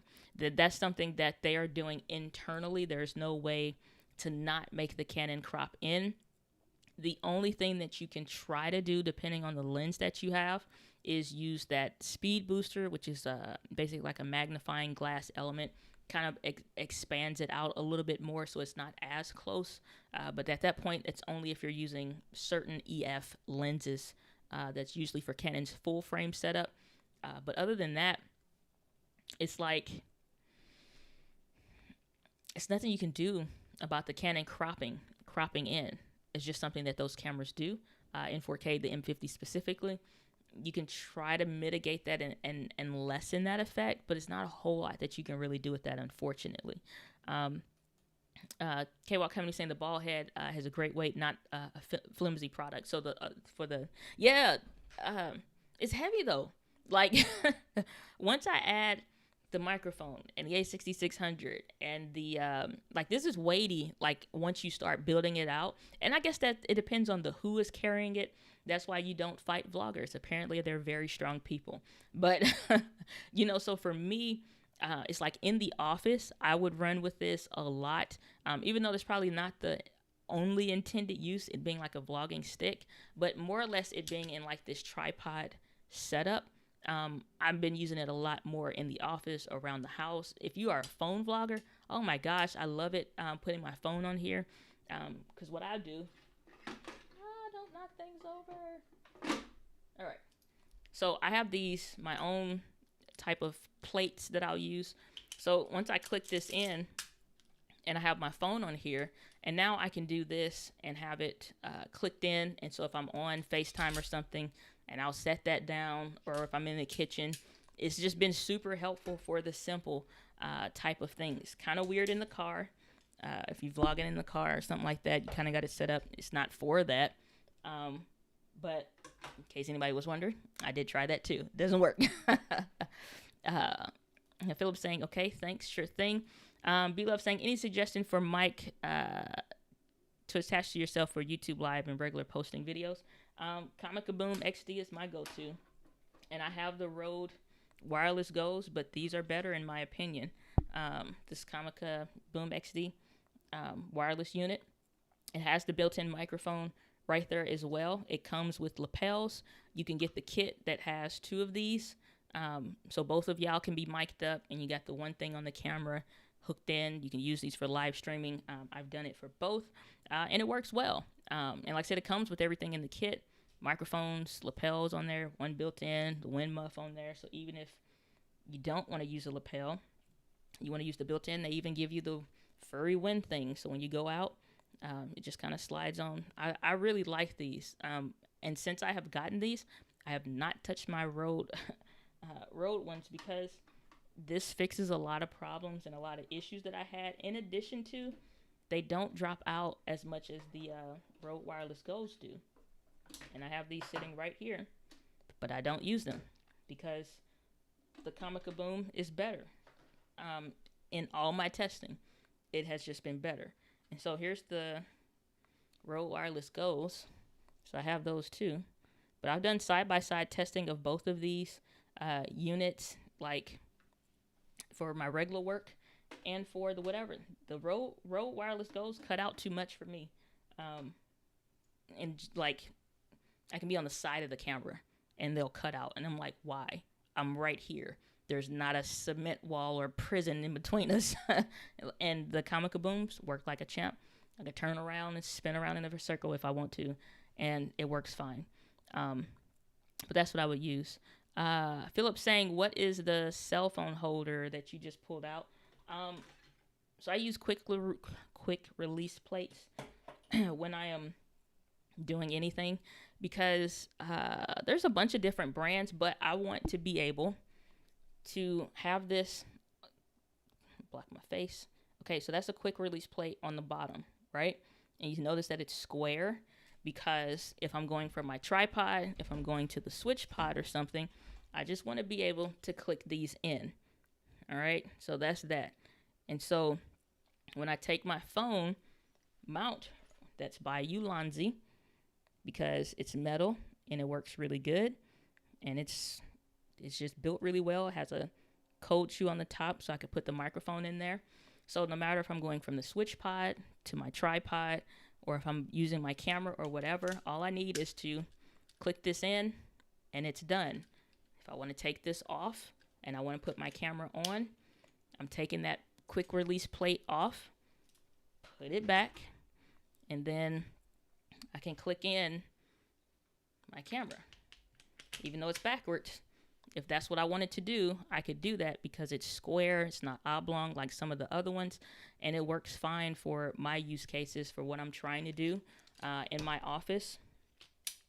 Guess I could swing that out and use it like it's supposed to be used. But yeah, these are just quick release plates that are square that I like to use, because again, from my phone to my camera to whatever, put another camera on there if I want to. So this is the A6400. Clicks in and I'm good to go.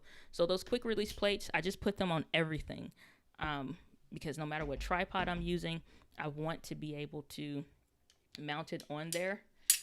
And so if I want to take it off as well, it can just screw off, and I can put something else up there if I want it, or not. But yeah, just some quick release plates. And some people like the one by Manfrotto. I just like the square ones because those work better. Middle Child ENT saying nice. Be Love saying thank you. My pleasure.